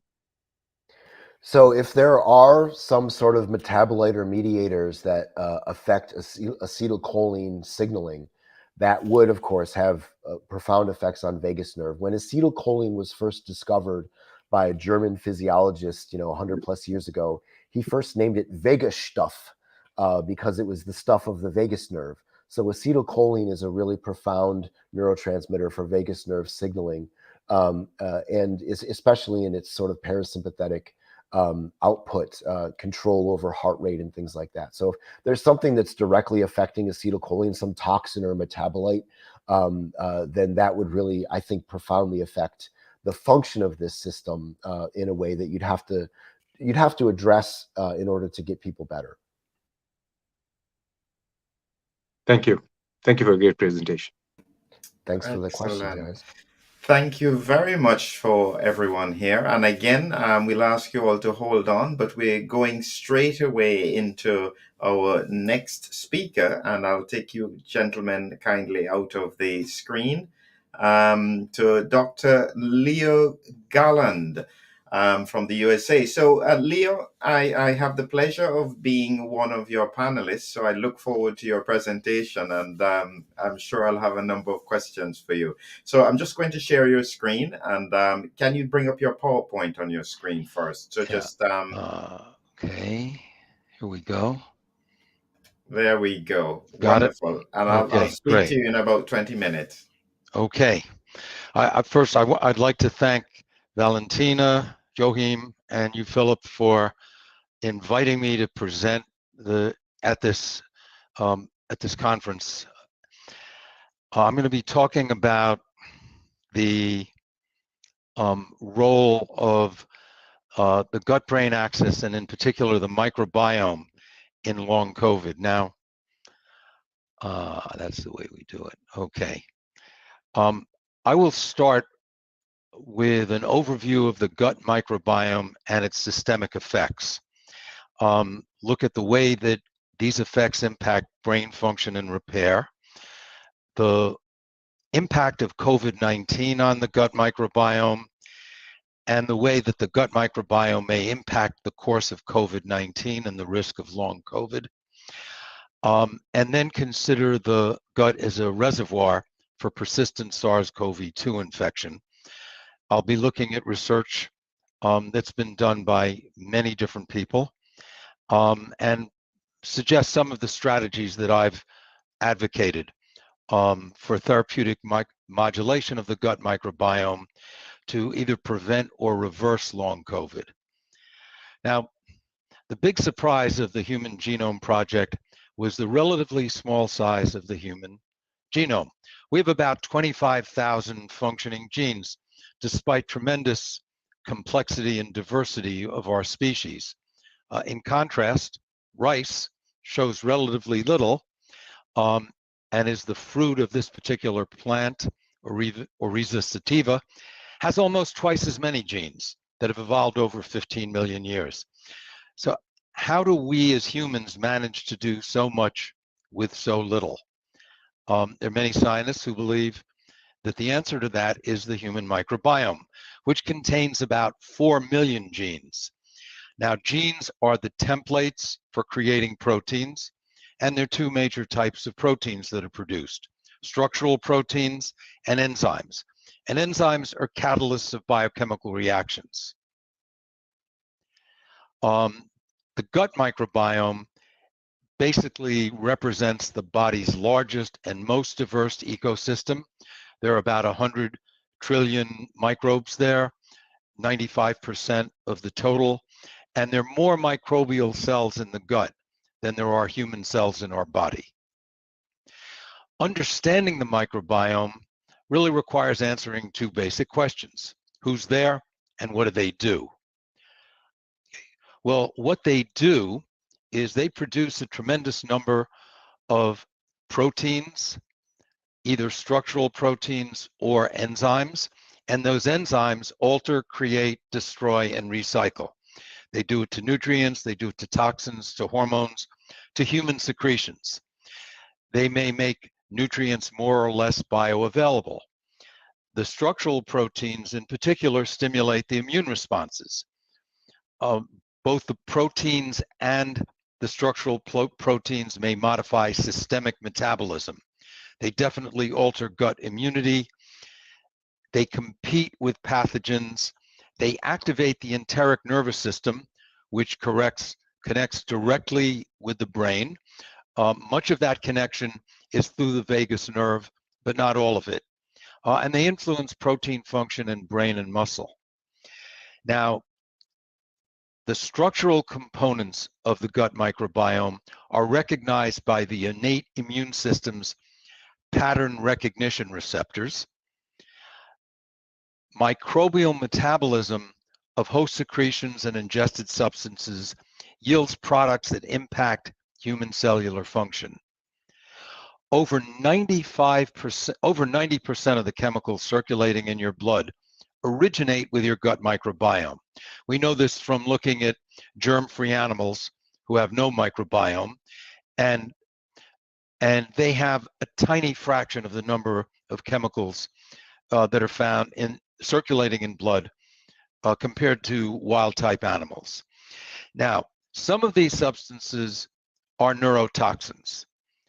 Two that have been well studied are ammonia and D-lactic acid. D-lactic acid is not produced by human cells, but only by bacterial cells. Some of these substances may trigger systemic inflammation, which then impacts the brain through some of the mechanisms that Mike described. In particular, what's been studied are LPS, or lipopolysaccharides, which are part of the cell wall of gram-negative bacteria, and peptidoglycans, which are part of the cell wall of gram-positive bacteria. Some of these substances are directly and actively anti-inflammatory and stimulate tissue repair.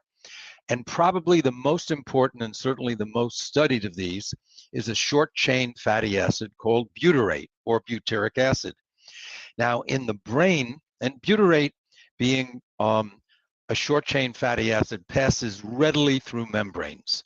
It goes from the colon, where it nourishes the colonic lining and supports energy production, directly into the body, and it gets readily into the brain.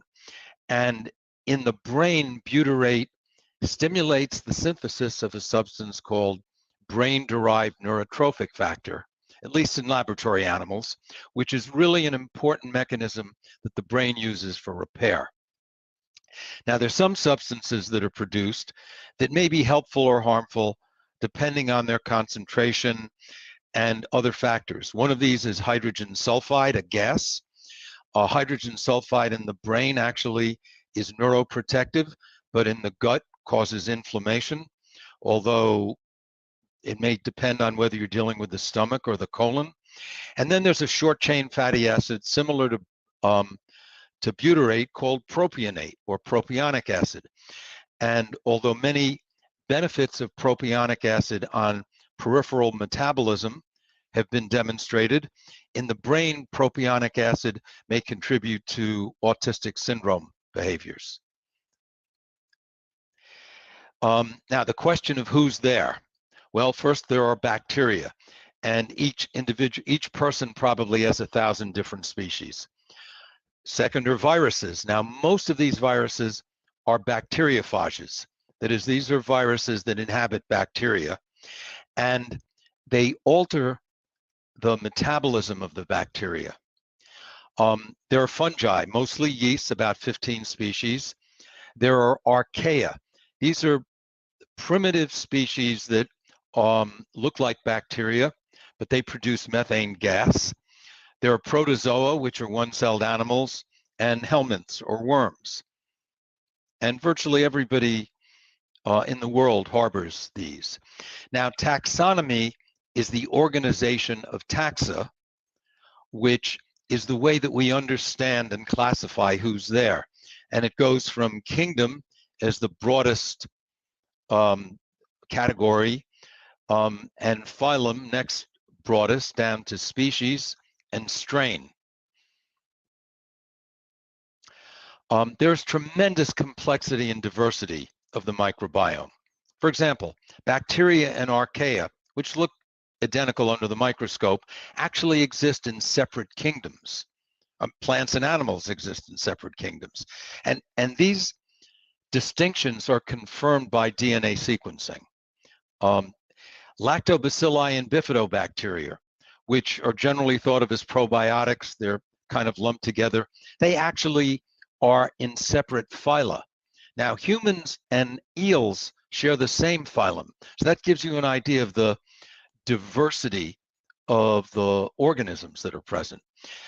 To complicate that matter, different strains of the same species may have divergent even opposite effects. Bacteroides fragilis strains, for example, may prevent autism, but they may also promote colon cancer. When we add to this complexity the role of bacteriophages in altering bacterial metabolism, this is beyond quantum physics meets rocket science in its complexity. Now, in general, diversity and balance create a healthy ecosystem. So health is usually associated with a greater variety of taxa at all levels and with a greater evenness in the richness of different taxa. Groups of unrelated taxa support one another by creating interdependent feeding networks called syntropic clusters. So basically, the microbiome consists of complex, dynamic microbial communities, and that complexity is increased by the activity of bacteriophages. Now, within this understanding, there are some bacterial species that are called keystone species. That is, they are major taxa that support other species to hold the whole system together. And one of the most important of these is Faecalibacterium prausnitzii. It is a major producer of butyrate. And butyrate, in addition to everything that it does to support the colon lining, to oppose inflammation, and its effects in the brain, also supports the growth of bifidobacteria, which ferment butyrate further, and the end product of that is acetate. Another keystone species, Akkermansia mucinifera, is receiving a lot of attention. So far, I haven't found a positive role for it in the setting of COVID-19. Now, Faecalibacterium prausnitzii is a major anti-inflammatory species. Chronic fatigue syndrome, ME, is associated with a reduction in F. prausnitzii and other species that are frequently described as anti-inflammatory, with decreased bacterial diversity and with an increase in pro-inflammatory species of the family called Enterobacteriaceae, which are basically gram-negative aerobic bacteria. That is, they grow well when oxygen is present. CFS-ME is also associated with elevation of blood markers that indicate increased penetration of the body by microbes, microbial translocation, like lipopolysaccharides or lipopolysaccharide binding protein and soluble CD14. So there's increased intestinal permeability, the so-called leaky gut, which is demonstrated in people with CFS-ME. Now, dysbiosis, a term that's been used in this symposium, basically represents an imbalance or instability among the many organisms of the microbiome that alters the ecosystem, creating undesirable effects on the health of the host. Stress can create dysbiosis. Now, mostly I'll be talking about the effects of dysbiosis on the brain, the central effects, but the brain itself can create a dysbiosis, and that, at least in part, is mediated by stress hormones. So adrenaline, which is produced by the sympathetic nervous system, and noradrenaline can selectively encourage the growth of some pathogenic bacteria. This has been demonstrated for E. coli. And adrenaline, in addition, can make bacteria like E. coli produce more toxins. So we know that people who are under stress are more prone to bacterial infection. This occurs, let's say, with surgery, for example. And most of the time we've thought about this as, well, stress is suppressing the immune system. What hasn't been fully appreciated is that the stress hormones directly stimulate the growth of some of these pathogenic bacteria. These toxic bacteria can break down the intestinal barrier, creating aggravating the leaky gut. This gut leakiness allows greater penetration of these toxins into your body. And there's evidence that stress management techniques, meditative practice, and yoga can help to control this chain of events. Now, inflammation and dysbiosis exist in a vicious cycle, and I think that's something that has not received the attention that it deserves, because you need to break that cycle for probiotics, for example, to be able to have a positive impact. What inflammation does is to increase the concentration of nitrates in the inflamed tissue.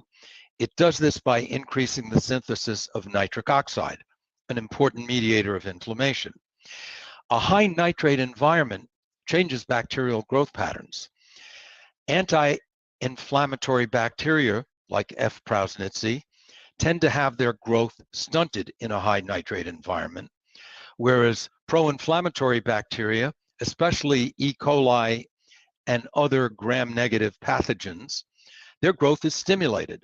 So their growth then creates more inflammation and maintains a high nitrate concentration. This is a feed-forward loop. From the perspective of the bacteria, it makes a lot of sense. But this is why inflammation needs to be addressed directly for dysbiosis to be controlled. Now, SARS-CoV-2 in the gut creates dysbiosis. One mechanism by which it does this is independent of inflammation. SARS-CoV-2, as is well known, enters human cells through attachment to the vital enzyme ACE2. When it attaches to ACE2, its entry into the cells decreases ACE2 activity. This has been demonstrated in blood vessels, in the laboratory. It's been demonstrated in numerous tissues. Now, ACE2 has a particular function in the gut that is unique. Aside from its role as a vital enzyme, it acts as a chaperone for the transport of certain amino acids into the body. So the loss of ACE2 in the small intestine, that is an enteric ACE2 deficit, impairs absorption, and particularly affected more than any other amino acid is tryptophan.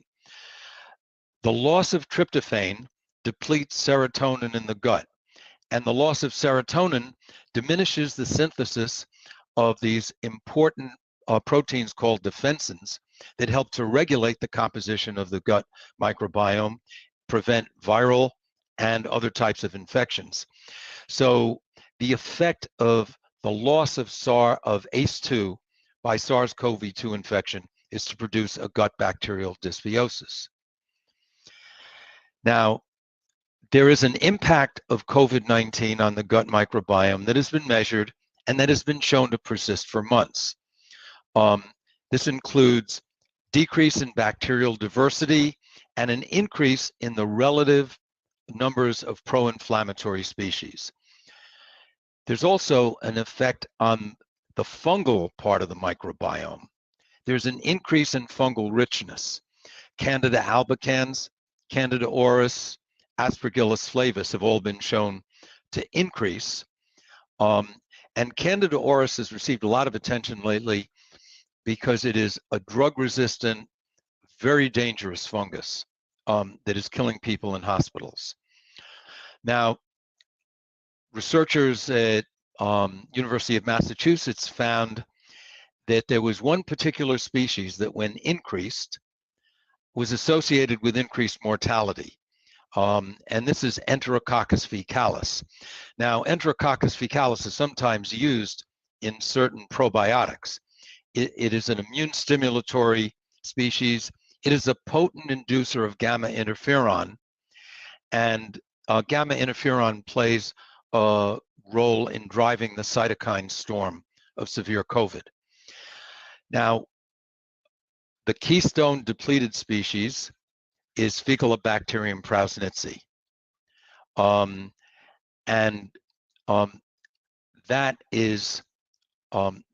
That is lost in the course of COVID-19. the mechanism by which it's lost isn't clear, and so I'm fascinated by Dr. Brogna's work, which explains a mechanism that I had not anticipated. Now, another study looking at F. Prausnitzky found that the gut microbiome at disease onset predicts the development of PASC. And the gut microbiome of patients who develop PASC is characterized by lower levels of F. prausnitzii when they first get sick, and higher levels of a couple of other species. Ruminococcus navis in particular can be very inflammatory. The largest inverse correlation between the development at PASC at 6 months and the microbiome at the time of disease onset was with these butyrate bacterial species, F. prausnitzii, and also a bifidobacterium species called Pseudocatenulatum.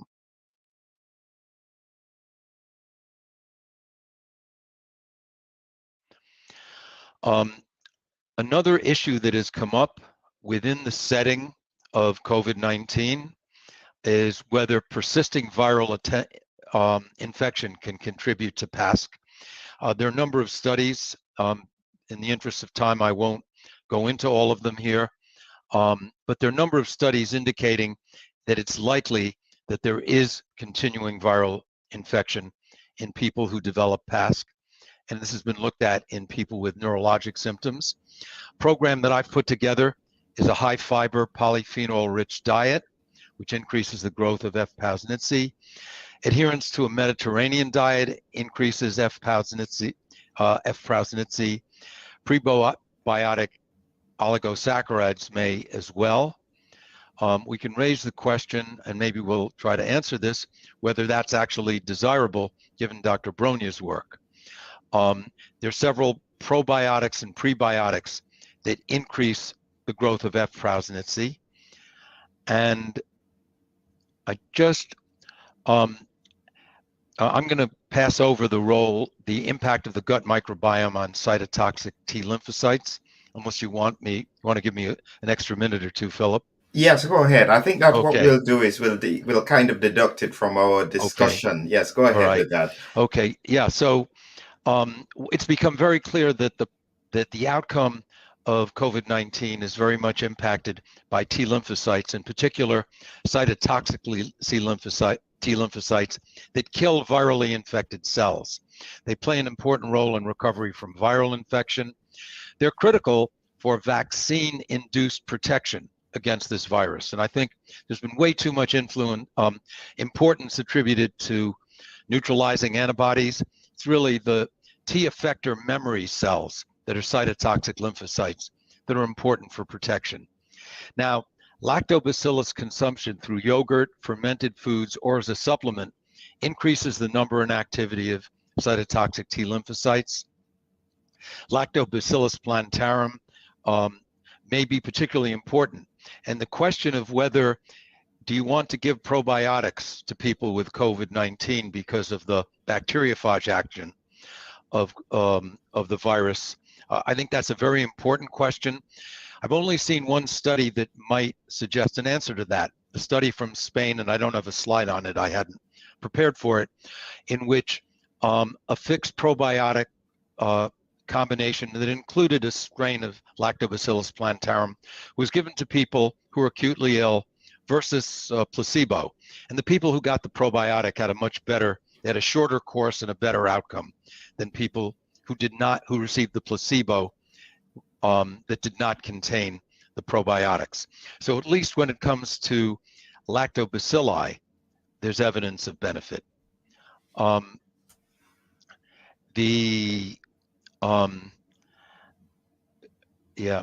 are a couple of other things that may enhance T effector memory cells, which are a specific type of cytotoxic T cells. These cells thrive on fatty acid oxidation, the availability of butyrate, and the presence of lactobacilli. So a high fiber, adequate fat, low sugar diet with fermented foods may be helpful. Carnitine has been shown to help their development and may be a worthwhile dietary supplement. Now, just coming back and trying to close the circle on bacteriophages. There is some work looking at dietary factors that impact bacteriophage activity. And I think this is an important area for research. Polyphenols, especially bioflavonoids, disable or kill bacteriophages. And the mechanism is inducing structural damage to the capsid, inhibiting their infectivity and their activity.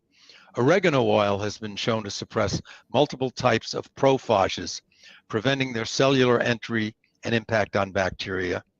In contrast, the natural sweetener stevia has been shown to promote multiple species of phage to increase in activity and increase their impact on bacteria. And stevia is very widely used by people who are trying to avoid sugar. It would be interesting to look at the relationship between stevia use and the outcome of COVID-19. Thank you for your attention and the extra time. Excellent. Thank you very, very much. This is very interesting to me. So I will not start with my questions. I will let Valentina go first. And we'll probably have to shorten this period, but when we go to the open forum, we can expand on any further questions when we bring everyone in. So go ahead, Valentina. So thank you very much. First of all, I would like to thank Dr. Galland for his huge contribution to the knowledge at Long COVID Foundation, where Dr. Galland has shared many informational presentations. So I would like to take this opportunity and invite our listeners who suffer with Long COVID to join Long COVID Foundation's channel. And I believe you can find the link under this video. So for now, I would like to proceed to some questions to understand the importance of gut microbiome, because people who suffer with long COVID, they are completely confused from which angle to start treatments. So what is your view, knowing that we have seen Dr. Brogna presentation and discussion about the combined treatment of antibiotics together with probiotics? So there is lots of information that antibiotics don't work on viruses. So it's a little bit confusing for people maybe to understand the real benefit of antibiotics during acute illness. And then in terms of the effect of antibiotics might do on gut microbiome, how difficult it is to choose the right probiotics to restore the gut microbiome? Yeah, these are really good questions, and they're not easy to answer, Valentina. As always. Also, you know, Dr. Brogna's work was called to my attention by you about 2 weeks ago, and I just haven't had a chance to really figure out how I would work that into the protocols that I'm using with patients. I share his belief that widespread antibiotic use is not the answer. And I think that there are a lot of risks there. Over the past 2 years, since the onset of the pandemic, there have been practitioners who have advocated the use of antibiotics. Azithromycin is frequently administered, sometimes doxycycline, and sometimes with other substances. I've only seen one study which was kind of a retrospective analysis as to whether azithromycin seemed to improve outcome with acute COVID, and it did not. So in that study, so I'm not sure where I would go with antibiotics. I like the idea of rifaximin because it's not systemically absorbed, but it's ridiculously overpriced. So I don't think that's a solution either. I would like to, I think the future there is going to be found with bioflavonoids and determining what are the bioflavonoids that are most able to disable, to disable the bacteriophage activity of the virus. There is a probiotic. When it comes to probiotics, it's kind of hard to know what's the ideal probiotic. What are you trying to accomplish? Originally, when I saw the data on F-Prausnitzi and butyrate production being inversely associated with outcome of COVID-19, I thought of this as being a manifestation of previous diet and lifestyle. That is, healthier people have more F-Prausnitzi and they have greater butyrate production. So I thought we were just looking at an epiphenomenon. Yeah, the reason that these people are doing worse is because they were not healthy to begin with and they had an unhealthy microbiome to begin with. Dr. Brogna's work suggests that maybe the infection itself is really the main driver for this kind of dysbiosis. And so the question is, well, do we want to build up F-Prausnitzi or don't we? Maybe we want to do something else. Their lactobacilli, I think, are more likely to have a positive effect, especially plantarum. And so the use of fermented foods or lactobacillus plantarum supplements is the direction that I would like to look in at this point. There are this class of organisms called soil-based organisms. The genus is Bacillus, Bacillus clausii, which Carlo mentioned is one species within that genus. There are others. Bacillus subtilis has gotten a lot of attention, and there's a particular strain of that that was originated actually in Ukraine and is still available, that generates alpha interferon, which kills this virus. So I've used that particular product with patients and sometimes seen really excellent results, especially when they have GI symptoms that are part of COVID-19. And I attributed that to the impact of the alpha interferon being produced in the gut and killing the virus. Thank you so much. If I may, Philip, have a Go couple ahead. of more Yes. questions. So you said some bacteria can produce toxins, and what would be the best available protocol to detox intestines from your experience? And would it make sense to have some kind of zeolites or charcoal or humic acid?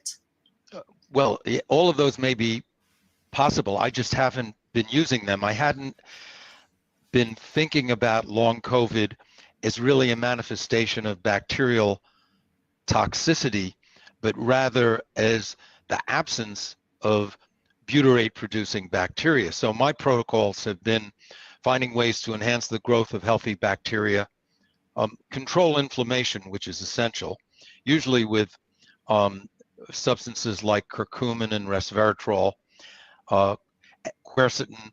And the important thing in dealing with natural products like this is there can be big problems when you're trying to go from laboratory to clinical practice because they're not that well absorbed. If we're dealing with the gut, systemic absorption and systemic effects are not so important because you really want the effects in the gut. So if something like quercetin is not well absorbed, but it stays in the gut, well, maybe that's where you want it. Thank you. Thank you. And the last question from me would be, as I usually do at the Foundation's channel, we take some questions from our patients who suffer with long COVID and share their best experiences about the disease. So there is a question from a person who suffers with mast cell activation and dysbiosis. So if there is a dysbiosis in the gut and deficit of some bacteria, for example, Enterococcus species, so which are in kind of histamine builder. So how smart it would be to take probiotics which grow histamine building bacteria, especially when you have mast cell activation and you need to take probiotics to decrease histamine. Very practical question. Maybe. Yeah, I think it is. In many of my, well, first of all, I think it's important to understand that mast cell activation and histamine intolerance, although they often overlap, are not exactly the same. That is, there are people who have mast cell activation syndromes who are not particularly histamine intolerant. And there are other chemicals that the mast cells are releasing that are making them sick. And then there are people whose problems are related to histamine intolerance. They have difficulty breaking down histamine. This might be due to a copper deficiency or a methylation problem. And they may not have a general mast cell problem.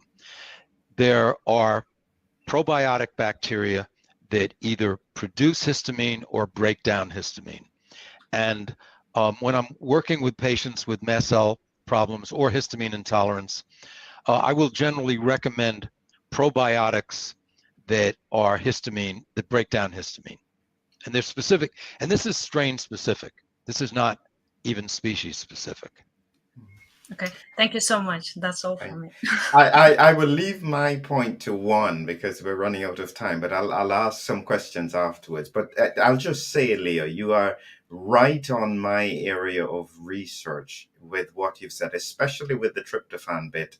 This is something I am focused on, the immune-mediated mechanisms in COVID-19. I'm going to make a statement, and I'd love to hear your thoughts on it. I could predict the patients who were going to get long COVID before they've got COVID. And it's really because of three symptoms: diarrhea, bloating, and constipation. If they had any of those symptoms before they had COVID, I found that they had high risk clinically of getting long COVID. And it tended to mirror inflammatory bowel disease, where the highest percentage of patients who got long COVID had IBD. So I eventually came to a conclusion that I'm currently looking into, which is that the gut microbiome is altered in IBS and IBD. And actually, when you look at celiac disease, it also has an altered gut microbiome. Is it feasible that this is primarily because if there is a previous allergy in the gut that is producing IgA, it's damaging the microbiome and then making people more vulnerable for gut-related symptoms? Well, that certainly could be the case, Philip. And if the other thing is that allergic reactions in the gut and inflammation in the gut increase its leakiness. They increase the permeability. So then you get increased absorption of things like the lipopolysaccharides. What happens with COVID-19 and with long COVID is really, really complex. There are multiple systems that interact with one another. And I don't think we're going to find one path that ties everything together. Yes, that's a good, but that's what I'm looking for. I'm looking for the Holy Grail. Well, I sent Valentina a scheme that I put together a diagram called the Web of Long COVID, which was kind of the best I could come to trying to, in a visual way, express the interrelationships between different systems, and the symptoms are not in there, but organs and systems and functions are, and the way a lot of this derives from the fundamental effects of the virus, starting with the destruction of ACE2 on viral entry. That's really true. Yeah. And yes, I would like to say that the complexity of long COVID, as we see now, it's even more complex. And I think it's very important that we are all here tonight and we are bridging some gaps between the brain and microbiome. And we have this opportunity to discuss and maybe rethink our future strategies on treatments. So that's my big thank you to all of you who are here today. So I'll let you continue, Philip. Wonderful. So what we're doing now is we're kind of opening up the discussion. And so for people who are listening, this is where we just now talk with each other. We've heard some fascinating presentations. And what I'm likely to do is that this part of the discussion will be for 30 minutes. I will then do a formal close of the conference. So I'll do the outro, but I'll ask anybody who can stay further for us to continue to talk afterwards, and that's for the audience, and we'll take some questions and so on if I can, if you put them in. So anybody wants to go first? I just wanted to say the Carlo, the work that you have done with regards to the bacterial involvement in terms of infection is a game changer. I can, that's all I can say, is that it adds so much to the understanding of the disease. What made you think of doing that? The toxins. So at the beginning, we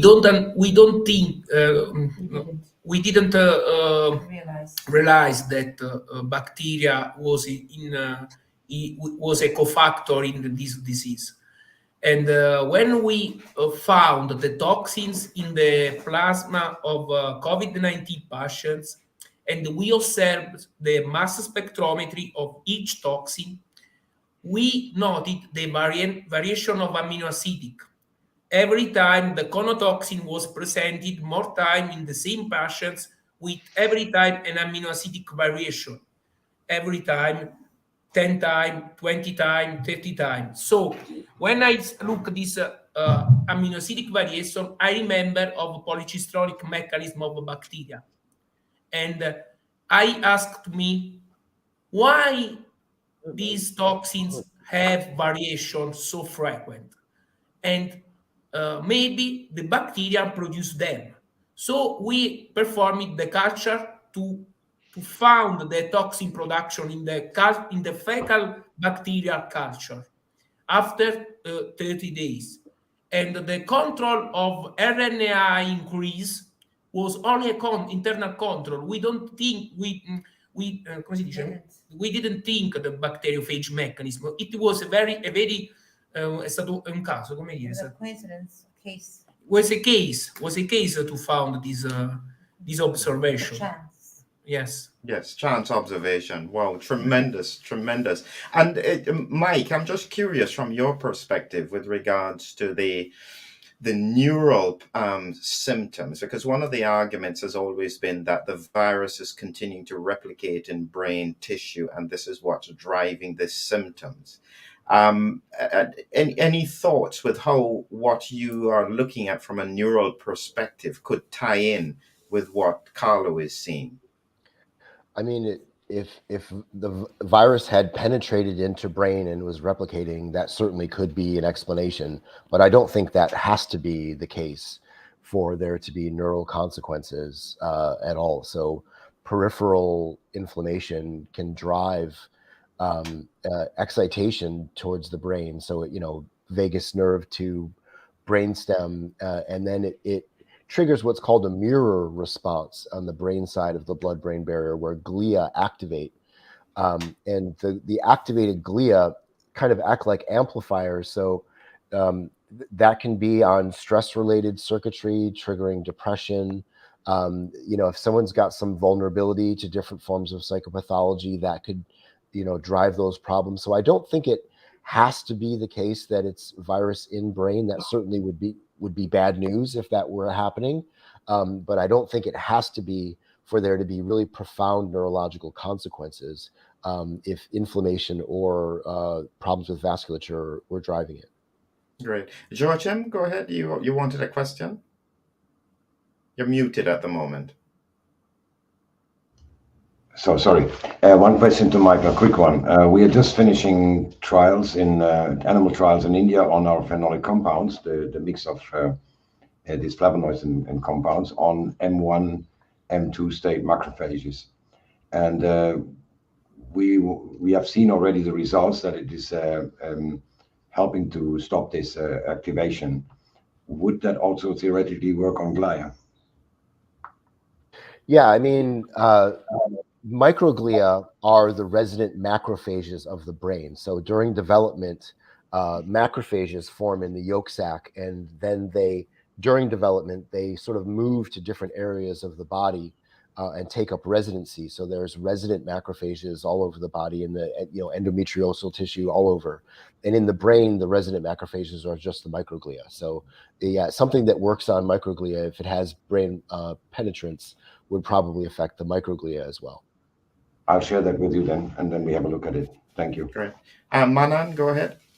Yeah. I was so much tempted, when Carlos was presenting, that I was wishing that if I would be the panelist there, to ask this question, and then we will have a panel discussion. So the question is for Carlos, okay? Dr. Carlos, thank you very much for your very nice presentation. What I was wondering is that there are two bits to my question. Number one is that if the bacteria in the gut are actually harboring the virus, do you think that the toxins that they are releasing, could escape to portal vein and liver and into the blood, and they could be contributing to the signs and symptoms of long COVID? What are your thoughts on that? Ma che cosa ha detto? Ok.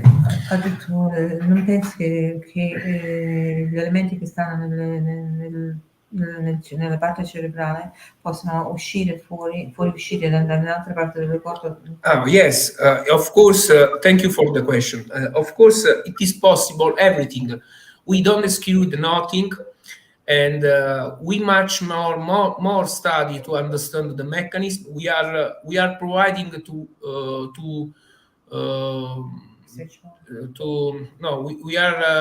we are make some experiment on the midges, on the midges, and we are waiting for the results.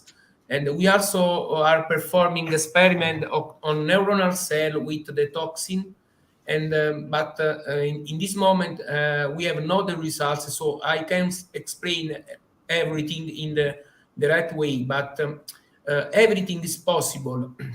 We don't exclude the double mechanism of SARS-CoV-2. SARS-CoV-2 obviously attacks the human cell and the epithelial cell, but in our test, in our experiments, it also attacks the bacteria. So the toxins maybe can be produced also by human cell. We can exclude everything, but we must perform more experiments. So we are at the beginning of this new way, and so it's premature to definitively. It's too early to say something on or not. Do you think that if we develop a strategy, in which we can make keep the bacteria, not kill it, but make it vomit the virus, and then give some oral antivirals, as Dr. Leo mentioned that sometimes the antibiotic or antiviral which has less absorption from the gut is a good news, So you make the bacteria vomit, and then you give that antiviral that's not absorbed very good from the gut, that can locally kill the virus. So I'm just thinking loud, because destruction of the microbe will actually change the what you call as normal homeostasis of the body. Do you think that it would be a viable therapy? Yes, it is possible. I can't exclude also this observation. So we have focused attention on one aspect, but we need, in reality, we need more investigated the process. Thank you.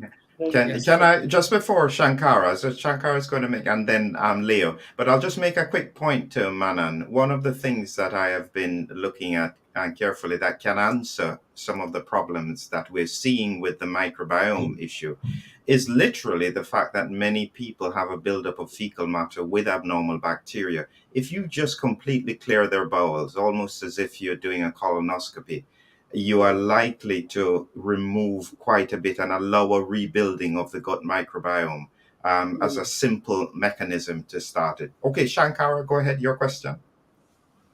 Philip, more of a comment. We're noticing a variety of mechanisms at play. With COVID infection, we know that we develop a robust immune response to it. And of course, we know that in certain patients, there is an inappropriate immune-mediated response that can be very destructive. And of course, now we have the evidence that Carlo has presented. We were aware of positive PCR fecal swabs, but from his work, we're seeing that it does infect bacteria in the gut itself, which causes two things, or results in two things. One is that the bacteria can cause replication of this virus and cause that persistence of virus in the gut itself, and other bacteria can produce toxins. So we've got many mechanisms at play. So we can have an individual who develops robust immunity and now does not get infected with the virus, but harbors the virus in their gut. And that can, in those patients that are actually allergic, expose them to a constant allergen and result in some of the sequelae we see. So you've got an allergenic propensity, you've got an infective propensity, you also have toxins produced. So I think the mechanisms at play are multifold and dependent on the patient itself. Yes, I agree. Yeah. Leo, go ahead. Carlo, I have a question for you about the impact of the toxins that you're looking at on acetylcholine. It seemed as if some of these were cholinesterase inhibitors. Che ha detto inibitore con delle tossine. Non ho capito. Wait a moment, please. Le tossine che tu hai scoperto, sì, cioè che tu stai trattando, possono essere considerate anche come inibitori del Covid. Okay. Yes, it's a good observation. Yes. I think that the bacteria produce the toxin. I show you a slide, the number 23, where in one culture where we remove SARS-CoV-2 after that they touched the bacteria continue to produce the toxin, and the viral load of SARS-CoV-2 decrease. So maybe the toxin are a mechanism in our mind, a mechanism to the next picture. No, the first. Also, okay. So the sample C is the sample where SARS-CoV-2 this sample C is the sample where the supernatant of SARS-CoV-2 was removed, but the level toxin is the same of the sample A and the sample B. In the sample C, the viral load decreased very quickly, but not at the point 0. It continued to be still a little present. So, in our opinion, but we must more study, in our opinion, the toxins are a mechanism to destroy the virus. So you mean it's a response by the bacteria to try and control the bacteriophage? Yes. Interesting. Really interesting. So then the toxin, this will tie in, Leo, with what you are seeing, because you are noticing particular patterns of bacterial growth. So dependent on which bacteria are in, I guess, in the primary numbers, will determine potentially which toxins are produced and therefore what effects it could have on the body. So in effect, we're looking at a microbiome disease. Yes, I think that it's very likely that the impact of the bacteriophage on the specific bacterial species may depend on the characteristics of the bacterium just as much as it does on the characteristics of the virus. Has anyone ever seen or have any experience with a virus that can act as a bacteriophage and also infect humans and other mammals? I think I was looking at that as well, and I think one of the beta coronaviruses could do something similar. So it's not impossible, and it does happen, but not very often. This is certainly an unusual characteristic. Yeah. Joachim, you're going to say something? You're muted at the moment, Joachim. Carlos has documented that well in his presentation. You can look we will share the slides anyhow between each other. So Carlos has documented that exactly the same mechanism that we see now has already been observed with other viruses. So it's not a completely new thing. Absolutely. And it raises a question then for, I guess this is the point with the vagus nerve with regards to Mike, because as you pointed out, the vagus nerve is so well spread throughout the GI system. Could this be a mechanism for vagal stimulation, this kind of toxin impact in the gut, dysbiosis?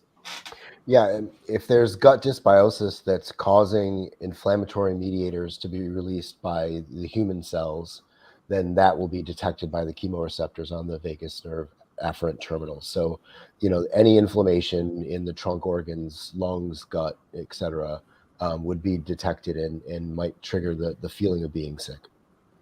Mm. Yeah, go ahead, Leo. Yeah, Mike, have you looked at low-dose naltrexone and its effects on microglial stimulation? Yeah, it's a really interesting question because it does seem like, low-dose naltrexone is a really interesting question because you think of it as being sort of like a mu opioid effects, but it must have effects beyond that. We just need to study it better. It seems like it has some effects on natural killer cell function. There is some argument that it is a modulator of glial cells without being necessarily immunosuppressive, which I don't think you want. I wish people would study that more. It would be really good to know more about. Are there other substances that you know of that might work as modulators of glial cell function? Curcumin, for example, that are not immune suppressive, but would control the glia. Yeah, there's actually a lot of different things that affect glia at one point or the other. And, I always think it's really important to note that, if there's a way to address a root cause, you want to do that first before you go to try and affecting the glia. But given that they're, that they can be primed and have problems there as well, it's something that you can address. But yes, there are, like, so for example, some even antidepressants. Antidepressant is just a marketing term, right? There's that's sort of what it's been tested for. But depression can be driven by glial activation as well. So there's a lot of different drugs. There's AV411 that's used in Japan as an anti-asthma drug. Amitriptyline is used as a glial inhibitor in some cases. There's a whole bunch. If you want to look into it, there's a good review article. The lead author on that was Peter Grace, Nature Reviews Neuroscience, maybe 2017, called Pathological Pain in the Neuroimmune Interface. People are studying, a lot of pathological pain is driven by glia pumping out neuroexcitation as well. So there's a lot of different things that are being studied. I wanted to specifically bring in Valentina here. As we talk about some of these very complex topics with the microbiome and the neurotoxicity, what is going through the heads of the patients who have got long COVID and just want to get better? Well, the most important thing is get treatment now. And I think it's very fair to say that 2 years on, we still don't have anything that would particularly tackle the root cause of the disease. We still are trying to understand what is happening with all these multisystemic symptoms, and people are really unhappy about the medical care they're getting. So I think this is a very unique opportunity for people to watch these videos and learn from experts who are discussing root causes and analyze lots of research papers for them to bring to their practitioners and spread the awareness about the real causes and the importance of these findings that you are discussing here today. That's number one. And number two, I think, is we are now at the stage to discuss antivirals and antibiotics. And people with long COVID cannot get the supply of antivirals because they're not within the group of disability. So they're not characterized as people in need for antivirals. And it's a huge issue for them now to basically raise awareness that long COVID is classified as a disability because many people are in beds for years with no treatment. So antivirals is very important for them now. And I just wanted to ask all of you here, what is your opinion on antivirals? Is it really the number one thing that long COVID sufferers need to take, or are there any other solutions or nutraceuticals that potentially might do the job as good as antivirals? I'll start off with that question, Valentina, because it's a very good question, and I've heard it before with the antivirals. The only thing that I would say is that one of the difficulties, both for antivirals and antibiotics, is about how much of it remains in the gut. Because from what Carlo has demonstrated, the virus is actually replicating in fecal matter. So it's not in the systemic system, it's in the gut system. And therefore, if the antiviral is not able to concentrate well enough, is it even able to penetrate the bacteria to impact on the virus? There's so many questions about it that my suspicion would be that whilst in theory it sounds good, it may not necessarily work out in clinical practice. Any other thoughts? Mannan, go ahead. No, okay. So I would like to start from where Dr. Leo left us, that sometimes a decreased absorption of an antibiotic is good news, So if you are targeting gut microbes, and you come across a molecule which is not absorbed very efficiently through the gut, it might help reduce the viral load. To answer, connecting one into it, okay, is that we first have to establish that persistence of the virus is the line one cause in long COVID. If that research gets accelerated, then there are several branches, like once the persistence of the virus is there, then you can branch it into 20 to 25, what you call as subdivisions, as Dr. Leo was mentioning, that he has got a figure, cardiovascular system, renal system, pancreatic system, and then it branches out. So where it actually comes, where is the epicenter? That's the million-dollar question. You understand? Dr. Philip, you pointed out in the previous conversation that we had, that you want to go for that magic pill, isn't it? The single cause, you just catch hold of it.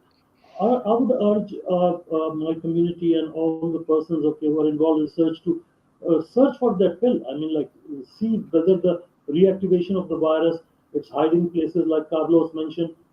You can't imagine the crypts of the small intestine where it could go and it can hide itself, and it keeps on emerging through the portal vein. We always will have this problem. So we have to address something, which actually finds that that research niche, of that persistence of the virus, or any other cause. I'm open. I mean, data could prove it, but then we have to find the first ball, which splits into 22, 25 balls. Yeah. Joachim, you wanted to make a point? Very quickly on the antiviral properties of natural compounds, phenolic compounds. So if you ingest flavonoids or other phenolic compounds like curcumin, quercetin, they're all in the same class, more or less. They will be metabolized in the gut. That is the first thing that happens to them. They're primed a bit by the saliva, but once they go into the gut, they'll be metabolized. And many of them have very, very strong 3CL inhibition properties, to say something, against SARS-CoV-2.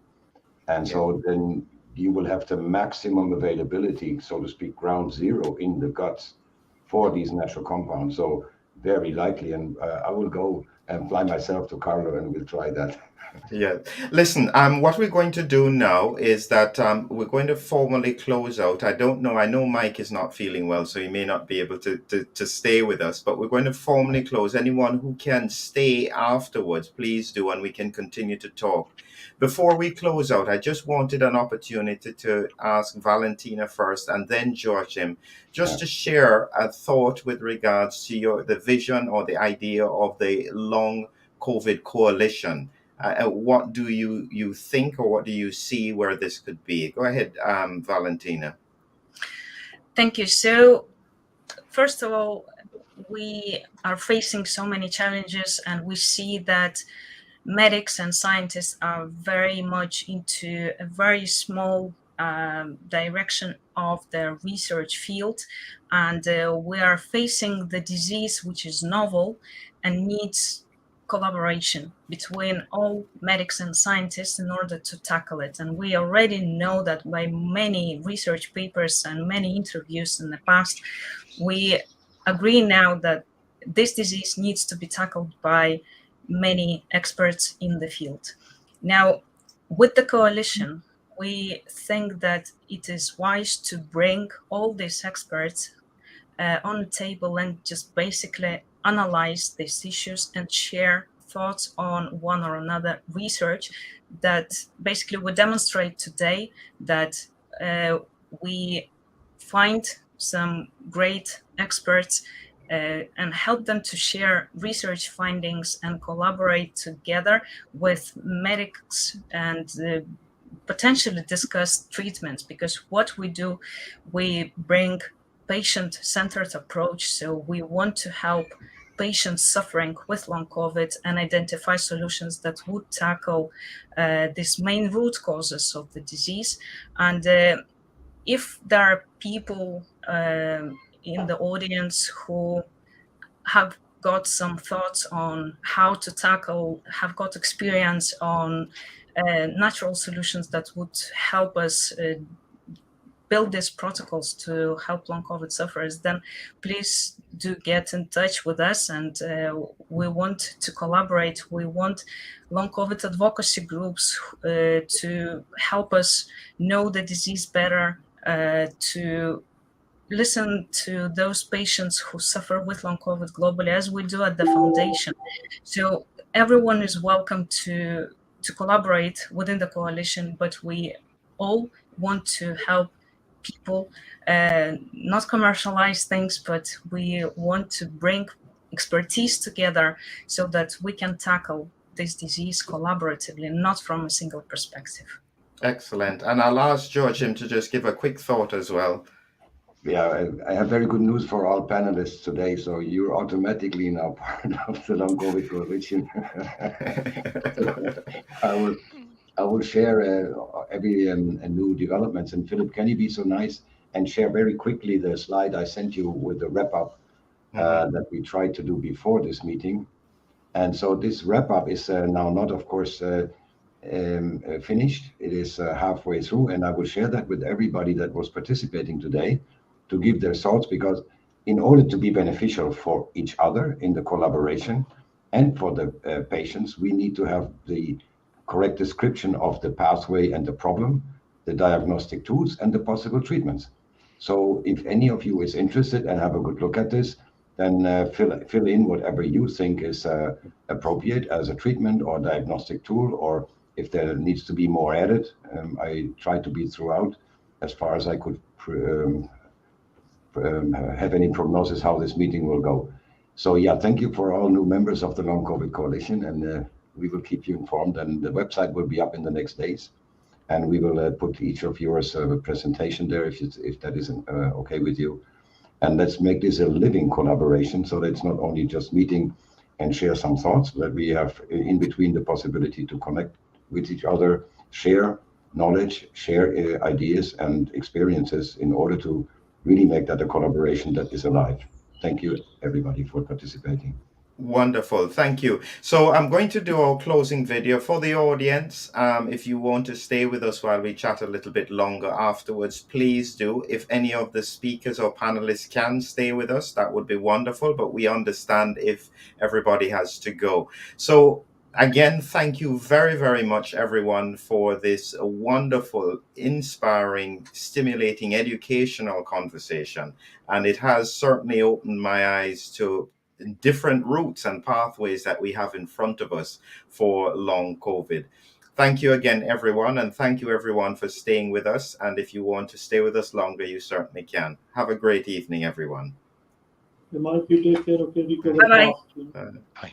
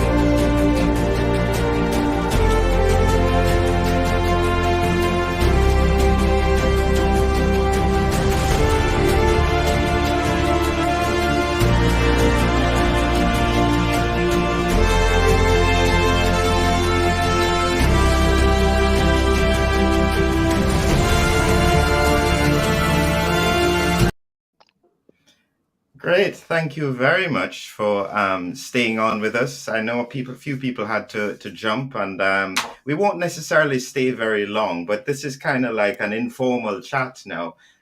So the conference is over. If there are any questions that people have, I can certainly share them now. But listen, I tell you what, I am seeing a pathway that can potentially tie everything together. I am a strong believer in fundamental pathways that can link everything together. And the infection, the immune system. So I don't think we had Bruce Patterson with us, but he has shown some very clear immune patterns with regards to long COVID. And so there has to be a link between the immune mechanisms, the persistent infection, and the predisposition, because I will say to you, long COVID is not random. Not everybody gets it, and I can tell you, I can predict who is going to get it. I mean, not exactly, but I can predict who won't get it and who is likely to get it. Yeah, I think that you aiming at the gut biome, you are targeting the right field. I mean, Leo has shown it, Carlo, everybody was agreeing to that today. Mm-hmm. Yes. So I won't confirm the presentation of Leo Galland. Leo. Leo, yeah. Leo. Okay, sorry, I have a very pure English. Sorry for my English. You do great, Carlo.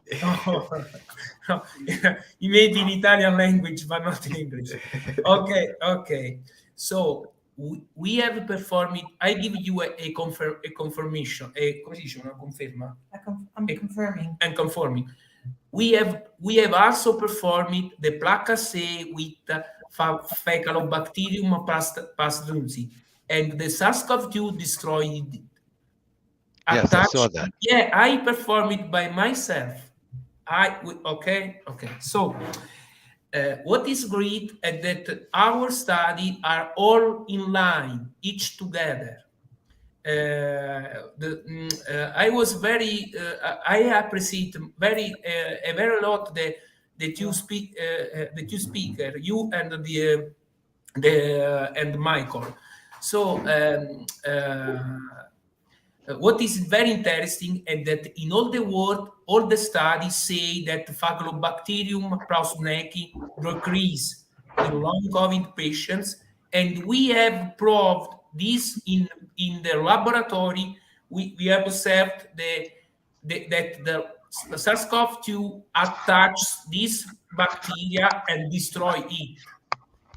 So it's very nice. And this is what I said, that once I saw Carlo's paper, I then started to look at the stuff I'd been looking at before with regards to dysbiosis and the microbiome and so on.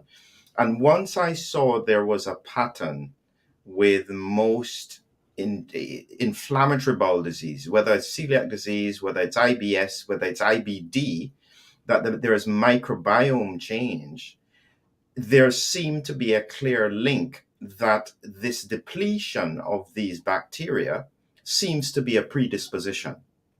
And the only way that they can be depleted beforehand, as far as I can see, and that's before they get an infection, is probably through secretory IgA. And that can only be through persistent gut inflammation, producing IgA, damaging the microbiome, and then causing overgrowth of other bacteria that are not as affected. There's got to be something that is predisposing that microbiome to being altered and therefore affected by COVID-19. Yeah, I agree with that. Go ahead. I think we got different mechanisms at play.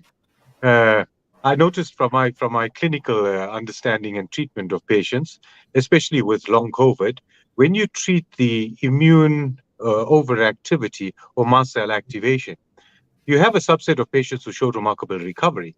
But there are always those symptoms that just don't go away. And there was always something missing from that. Yet if you treated someone with acute COVID and you caught them early on, and got to treat them early and aggressively, you never got them progress into long COVID very easily. But then once you got a patient in long COVID, you started to see the diversity of what you're dealing with. Some responded well to mast cell activation type of medications, but never completely. There's that subset that had other symptoms that seemed to keep recurring. And Carlos's work is vitally important in that it shows that you might have a patient that's gotten over COVID, is no more infected, but harbors a host that's infected in their gut, and so becomes exposed either to the toxins long term or to a constant allergenic trigger in exposure to viral protein. Because you got that subset that are allergic to the protein that present with severe immune response to it. So it branches out. You got people exposed to toxin, people exposed to viral protein in the gut itself. And so that's, I think, what creates the diversity of symptomatology. And we need to figure ways to diagnose, separate these out for the appropriate ways to treat them.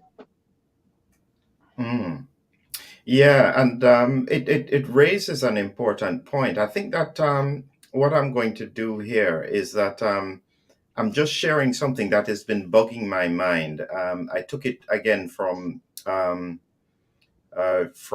Bruce Patterson's presentation, and it's where do I get to it now? It's not there. It's there. Okay, this is what has been bugging me: is that in blue is the long COVID patients, in green is the healthy controls, and then this is severe COVID-19. There are some immune alterations that occur in long COVID that are relatively consistent. One of them being IL-6 is 10 times higher. Interferon gamma is 40 times higher. VEGF is 4 times higher. And you'd probably see double SCD40L. So there must be some interaction between the viral infection in the gut and the immune alterations that are occurring that you see in the serum. And this is what I'm saying, is that there has got to be some kind of overlap, which we've got to figure out. I'm not quite sure yet what it is, but I know there is something there. Go ahead, Leo. Sure. I've used Bruce Patterson's lab a lot, and I've seen many, because I'm in the US, it's easier for me than outside the US. And I also have a number of patients who have, through other practitioners, also used his lab before they get to me. And I analyzed his 2 papers very in quite a bit of detail last summer when they came out. And so these are my conclusions about that work. First of all, there is a change in time over, that is, people show one kind of pattern, let's say in the first few months after having COVID. A year and a half later, they seem to show another pattern very often.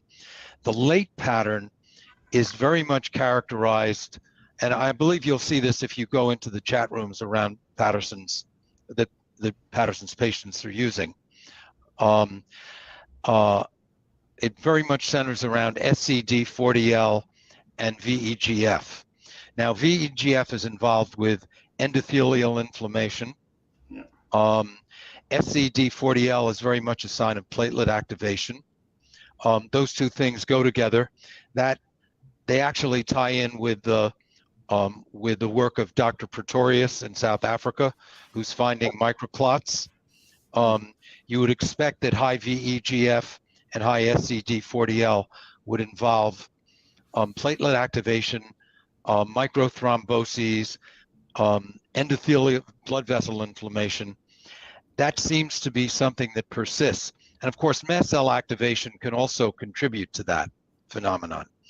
Looking at the earlier patients, when Patterson came up with, through machine learning, came up with the long hauler index, which is basically the ratio of interleukin-2 and gamma interferon to CCL4.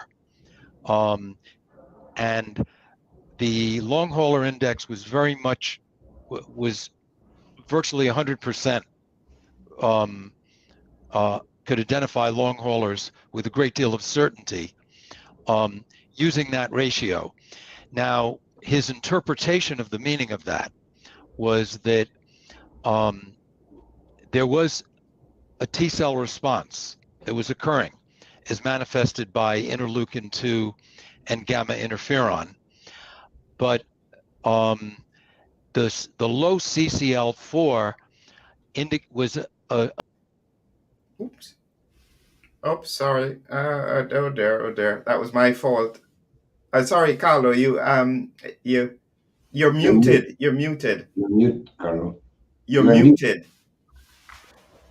Your microphone. Your microphone is muted. Okay. Oh, sorry. I am very sorry, but I must to go. Yes, that's fine. That's fine. It's about 10 o'clock. Okay. Yes. Grazie mille, Carlo. Grazie. Thank you very much. Grazie a voi. Okay. Una buona conferenza. Groundbreaking. Thank you, Carlo. Okay. Goodbye, everyone. Goodbye. Yeah. See you next time.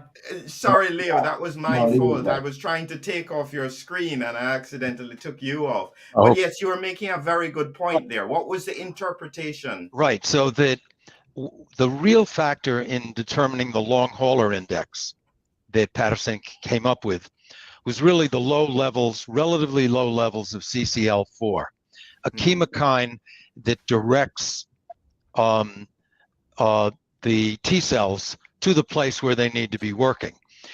And so in a sense, we're actually dealing with an immune deficit. It's creating the excessive inflammation. It's as if the T cell responses are spinning their wheels and they're not getting rid of the virus. Now, when I looked into what are the things that impact CCL4, it turns out that ACE2, normal ACE2 function, is important for normal CCL4 function. And I have this, there's a presentation that I gave last summer to a group in the US called A4M. It's a PowerPoint presentation.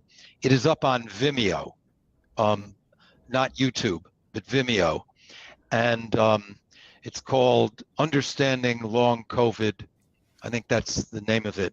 But the last few slides there, look at Patterson's work, which had just been published or pre-published, and which I analyzed and tried to fit in to the understanding of long COVID that I was presenting at that time, which starts with ACE2 deficiency and ACE2 depletion induced by the virus, then goes on to mitochondrial dysfunction, which is an impact of the ACE2 depletion, and from there damage to different organ systems. Yeah.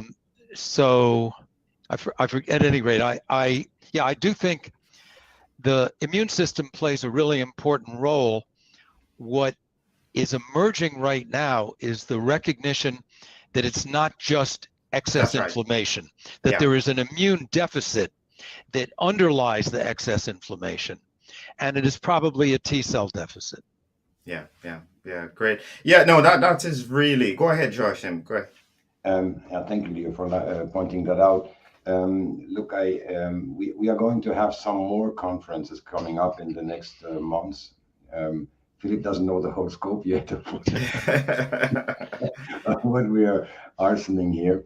And the next one will be on May 21st. And on that one, we will have I'm going to visit them on next Tuesday, the colleagues from Max Planck Institute that found the red blood cell plasticity and they have a new AI-based imaging diagnostic tool for all the blood cells, immune cells, and the distribution.